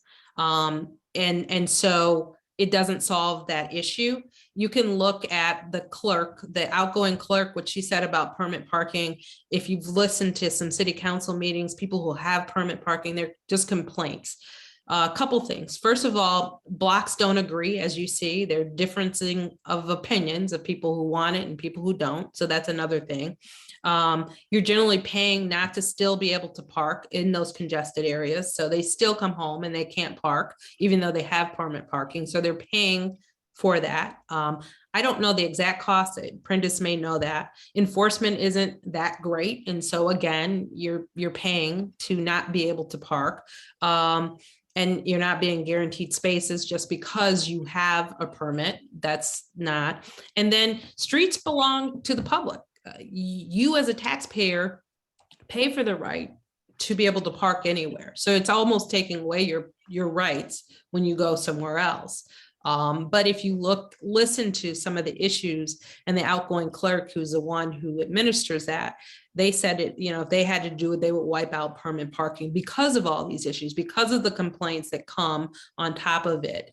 The places that do have it, they don't want it sometimes because they're paying for the privilege to have not the ability to park. So you have to pay for permit parking. I can't remember what it is. And then you have to pay for your I gas. know what it is. Okay, if you It know what is the number is. $30 additional in addition to your sticker. So whatever you pay for your sticker is $30 more. And also you have to buy parking passes, which you get 15, I believe, for $8. And they don't last that long, because when you get visitors, you have to give your visitor a parking pass to go in their car. You can't reuse them. So you use them You're saying once. $30 annually? $30 annually, but you also buy parking passes for an additional $8 for 15. And the 15 don't go very far, because when you have visitors, you have to give each visitor a parking pass, and that pass can only be used once. But we're cannot talking reuse though it. that we might, that people might spend $250 a year or something like that. Yeah. Mhm. I just want to make sure I'm understanding. Okay. Yeah, no, it's yeah, and it's clear on the websites, kind of what the cost is, and but those are just some of the reasons. And I know we've spoken, you've got an issue, you bought a place, you don't have a garage back there, and parking is limited sometimes in front of your house. And so I understand that, but I don't think permit parking would solve that issue for you. And so, like I said, we will see if seasonal parking, how that may impact you or not impact you. But we will, talk about that more specific. I know Miss Linda has her hand up, Miss Brown, there's a Miss McGee, and those will be the last ones that we hear from. And then we'll set another meeting to try and implement some of the suggestions that you guys have had. Good evening, Alderman. I have I wrote mine down so we can go quite quickly. Sure. I heard several people mention that the alley between Lake Park and Oakenwald was a major issue, and I didn't quite catch the name, but there was some sort of an LPR, and another License plate type reader, right? and another type camera that's being utilized in certain areas. Can this be put in that alley? And if so, what's the timeline? What's the process? I've been in the area for over 20 years. And I'm as a business owner also in the city, I like to see things get done, something get addressed. So if that's useful, can it be put into that alley area if there are really this many people having an issue? And we know that that's a targeted area. And the reason I say that is because I was there when the Hydea Pendleton incident occurred. And that's going to be my second thing. Can there be someone that really from the CPD that we can interact with directly? And the reason I say that is because right now, if you call, it's a one-way, you call in, there's nothing that comes back to your cell phone or something that registers and say, hey, they received this. So it's a one-way path, because we had actually complained about the students hanging out in that park and nothing was done. And unfortunately, a young lady lost her life right in front of my house. So if we had someone that would be a point person for our organization, that would be something that I would ask for, rather than sending us out to all of this, go to the meeting, fill up the chairs for the meeting. I'm sorry, but that's kind of what it is. Really have I think you can do both. And person for that. And my last one would be that, we did, the police are off the phone. I kind of wish they were there, because we did have an incident right in front of my house when my dogs alerted that a car window was being broken into. I literally called the police, and the response given to me was that because it was not my car and no one was in immediate danger, no one was going to come out. So I said, well, you know what? I'm actually going to go out the door right now, so someone will be in immediate danger. No, you shouldn't do that. Don't put yourself in I immediate, realize I shouldn't do that, in immediate danger, but not but having you're- that point person is an issue. Yes, so Miss Akia Chanel is a good point person to have. And we can give you, her email. Our office is also should, remain involved if you cannot resolve issues. You can also add, he's giving you the information. You can also ask for a supervisor if you don't get, the type of response that you want. The one thing about the calls that the commander said is it doesn't go straight to the police department. It goes to OEMC, the Office of Emergency Management, and we can track those calls as well. So if you're not getting the type of service that you want, then you should indeed call. The other issue is, just to make sure that you follow up to get those resources. And our office, like I said, can serve as a resource as well for that. So, but I would give you, she has been helping us and doing wonders. There are certain people who manage things well, who show up, who follow through, and she's one of those things. So I would use her as a point person as well. Thank you. And if we could follow up on that camera in the alley. Thank you so much. Yeah. I haven't seen license plate readers in the alley. I'm not sure if that's the best use of resources, but that's definitely something we can talk about. Adding your own cameras there as well, because it depends on what you're trying to do, with the license plate readers. I mean, if you're trying to identify a car or a license plate, that's great. But if nobody follows up on that, that's been more of the case, more often than not. We've got video, we've got evidence, but we have to do the follow through to follow up on that. So let's talk about whether that would be a good use of resources for that alley, though. Ms. Brown, and then Ms. McGee, and then we will. It's a very quick question about the permit. Is it possible not to have a full block permit? I am sure that the 4 houses at the very end on the turn are all in agreement that we would pay, do whatever, to have a pilot about the permit parking. So the question is, does the whole block have to go, or can we just have the 4 houses at the end? So you have to permit a whole block. Yeah, you can't just do a certain area. I don't think I've never done permit parking. So what can we? But I'm pretty sure that you don't. But we just, if we permit park at one street, we would have to permit park the entire 4th ward. And so you wouldn't, because we have a case. We have multiple crimes. We have a case. I hear what you're saying. I mean, we can justify the need is what I'm saying. No, and I know, I hear you saying that, and a number of people have said that before. I think you will probably end up with the best of both worlds. It depends if seasonal parking will go down that far or not.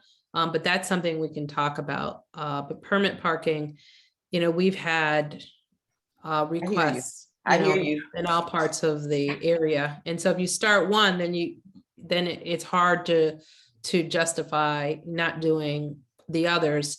But then we also see the other part of it, like I said, where we have it and we still get the same complaints. Okay. So Ms. One McGee. last question. Wait, where is that coming from? This is Al Brown. The other part. Oh, you're with the Joyce Brown? Yeah. Okay, go ahead. These 18-wheelers that have wrecked, tore the whole side of my car out, they come from either one stop or they come from the new construction as they're doing the bridge. as opposed to going down 43rd Street, which is a much larger street. Is there some signage we can put up that would deter them from being able to drive these large 18-wheelers down Oakenwald Avenue? Yeah, they shouldn't be able to drive down Oakenwald. What they shouldn't and what they do is two different things. Okay, all right. So that it's the first I've heard. Do they park in the area as well? They make the turn. No, they just come down. I see them at the end of 46th Street and they try to make that turn. And that's Is how, this coming, do you think it's from construction going on down there, or is it's it? either construction or, well, I've seen construction vehicles. And I've also seen delivery vehicles from One Stop. Mhm. Right. Okay, well, if we can identify them. I'm actually not sure that they can't go down the street. They certainly guess- can't park there. In some neighborhoods, I've seen signage that says that the size of a vehicle, certain size vehicles cannot go down residential streets. Okay, let's look into that. That's Okay. something that if that's something we can do, we certainly, that's very easy to do. So we will look into that, Mr. Brown. Thank you. Prentice, do you have that? Yeah, I sent it to our public way connection to see if we have no truck traffic signage from 43rd and Oakwall and 46th and Oakwall. So Mr. Right. Davis should hopefully answer us by tomorrow about whether or not we have that installed. Okay. And then Ms. McGee? Mm. And Mr. Johnson, I'd be happy to answer my priorities. I see. Go ahead.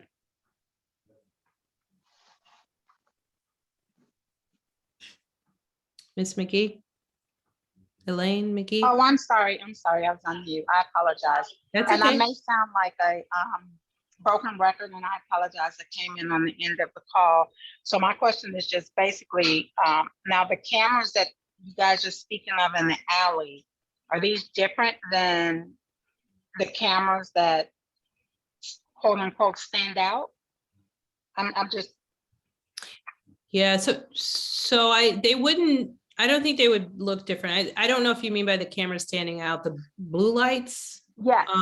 Yeah, so the cameras that we've been adding aren't blue.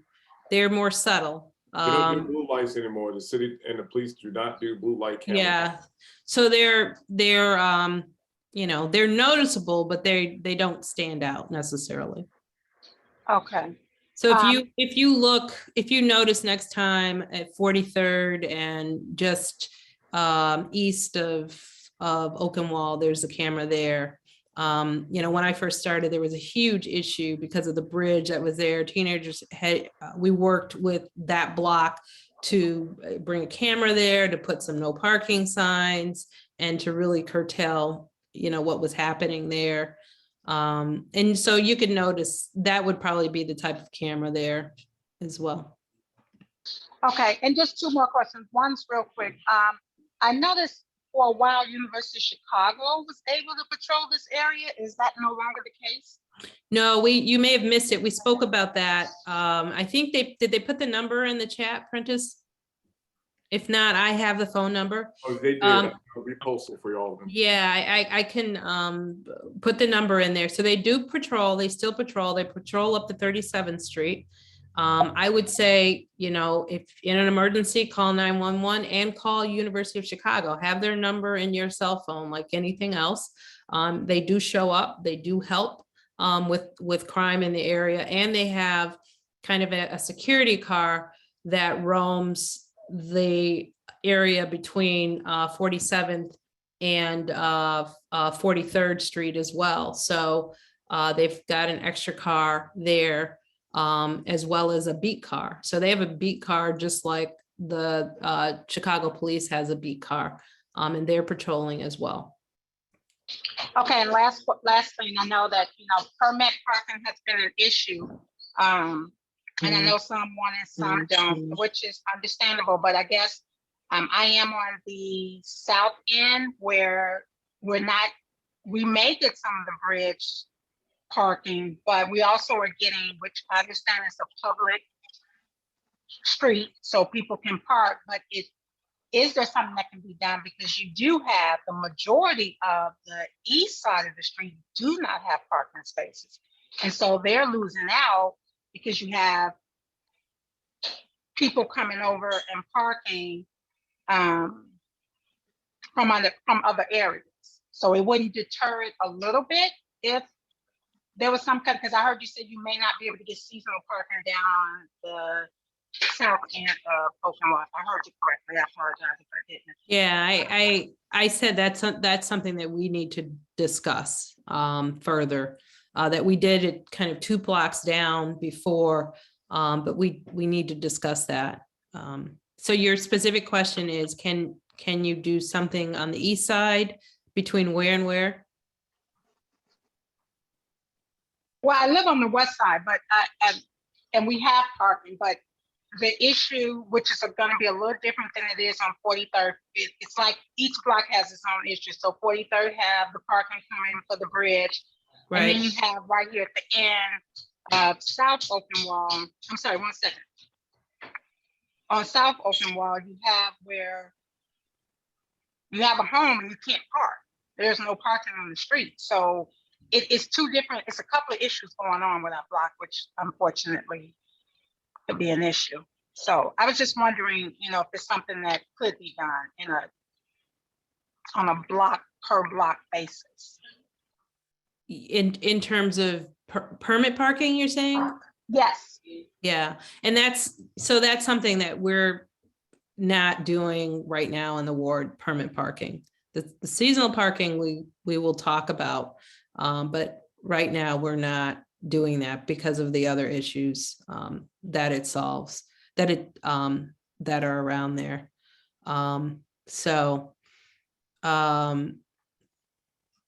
But the seasonal parking, we may be able to do something about, and I'm not sure that will, again, will solve a parking issue.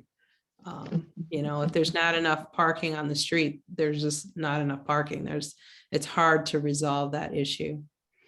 So let me end by sharing some of my priorities. I don't know if there's, I know Mr. Johnson was asking about that, and I'll just share a few of those, but then we can talk about our next meeting time. We can set up another meeting. We could do it, again through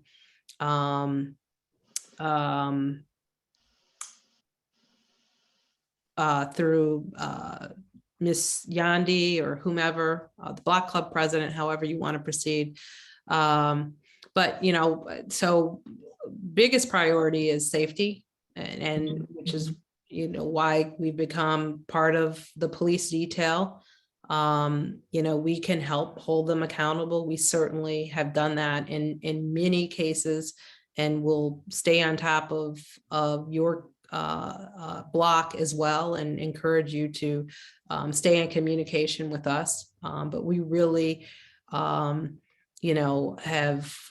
brought the mayor and have brought the superintendent in to talk about resources and to talk about areas in terms of safety. We're also trying to empower communities to make their own community safe, to make their own block safe.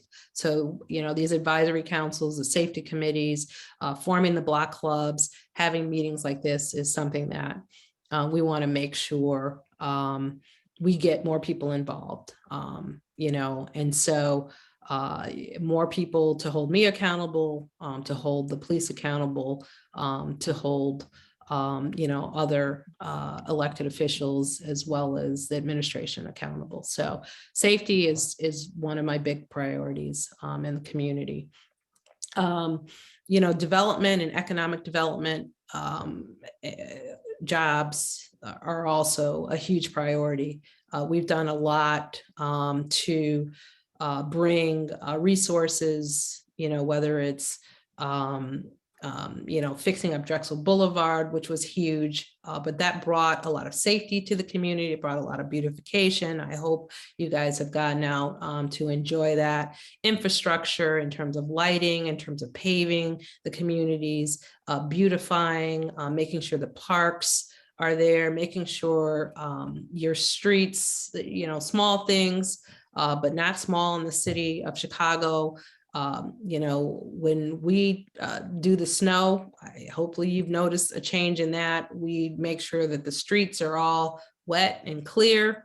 You know, the lots have changed a lot. We've been trying to do that. So just making sure bringing development in the area. You know, in your particular area, they're going to start the market rate houses just north of you in between the two bridges. You know, that's coming. Other development down 43rd, down Cottage is on its way. You can, again, you know, we've had a number of meetings about that, but we could certainly share some of the upcoming development, the development that has already began. But hopefully you've seen, you know, in the last 5.5 years that I've been here, a huge uptick in just infrastructure, meaning, you know, your streets and sidewalks and basic infrastructure, but also development has increased a lot in the area. And then my last priority, and these aren't all encompassing, but these are, you know, our priorities, education. You know, Kenwood is the local high school. We have put a lot of money into Kenwood. You know, we brought the new stadium there. We're connecting, you know, the 7th and 8th grade program. Kenwood has a program akin to Jones College Prep now, meaning they have the same type of test scores, although Jones is also in my ward. It's in the South Loop. It's a selective enrollment, but they have the same type of scores. While Kenwood is a local school, we're also doing more, you know, with King, with other local schools, with Robinson. We have a greater plan to turn Price and to put millions of dollars into Price. So that there's a local elementary school of choice that people can have here, just like Kenwood is a school of choice now, but it's a neighborhood school. So those are my biggest priorities: safety, economic development, and development and jobs, and then education. And so those are things that we've been working on and have seen a lot of gains over the last number of years since we've been here, and happy to share more details about that as well. We have a kind of end of the year review coming out, which highlights some of those things. So if you aren't signed up for our newsletter, please do that. We have something that comes out weekly, but this yearly thing will be mailed to you as well. And so yeah. Okay. All right. So we will try and set up a meeting. Go ahead. I'm sorry, Alderman King. I just did see something in the chat that is something that I'm interested in as far as the zoning for the schools. I don't know if you saw that, where would not consider Kenwood's boundary. I believe it goes up to 43rd Street. Is that not correct? Does it go up to 47th now? That's correct. It doesn't go to the North Kenwood area. They're not in that. Okay, so it goes to 47th Street. We were trying to increase it to 43rd Street. And so, you know, that's something I'm working on as well. Phillips is not in my ward, but it's something I know Alderman Dow is working on. But education definitely is our priority. And so that may be something that we can work on too, is increasing that boundary. When we were working on the South Loop High School, which was scheduled to come we were talking about increasing Kenwood's boundary up to 43rd, I believe. I thought it already went to 43rd and we were talking about, but I apologize if that's not the case. But still, you know, that's been our priority. And we're also working on, like I said, Price Elementary and bringing a new school there so that there'll be a choice elementary school in the boundary as well. Yeah, King.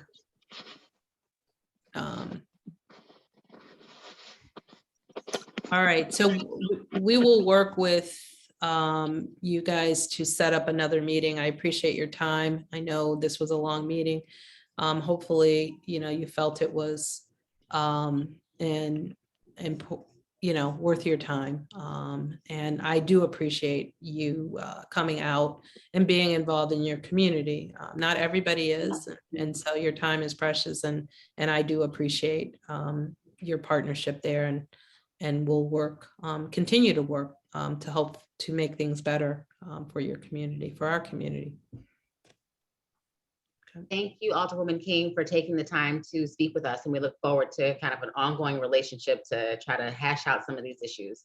No, I do appreciate you getting us all together and look forward to continuing it. And do know that, you know, I'm a strong advocate, and especially for safety. And, you know, I heard some things tonight that were troubling, and I will follow back up with the police department and, you know, make sure that we get to the bottom of some of these issues. Can't solve everything, but I will try hard, really work hard to make sure, you know, that we hold the resources that we can accountable, and that includes your safety first and foremost. So I just want you to know that. So thank you all. Thanks again for your time, and we will be back in touch. All right, have a good night, everyone. Okay, thanks.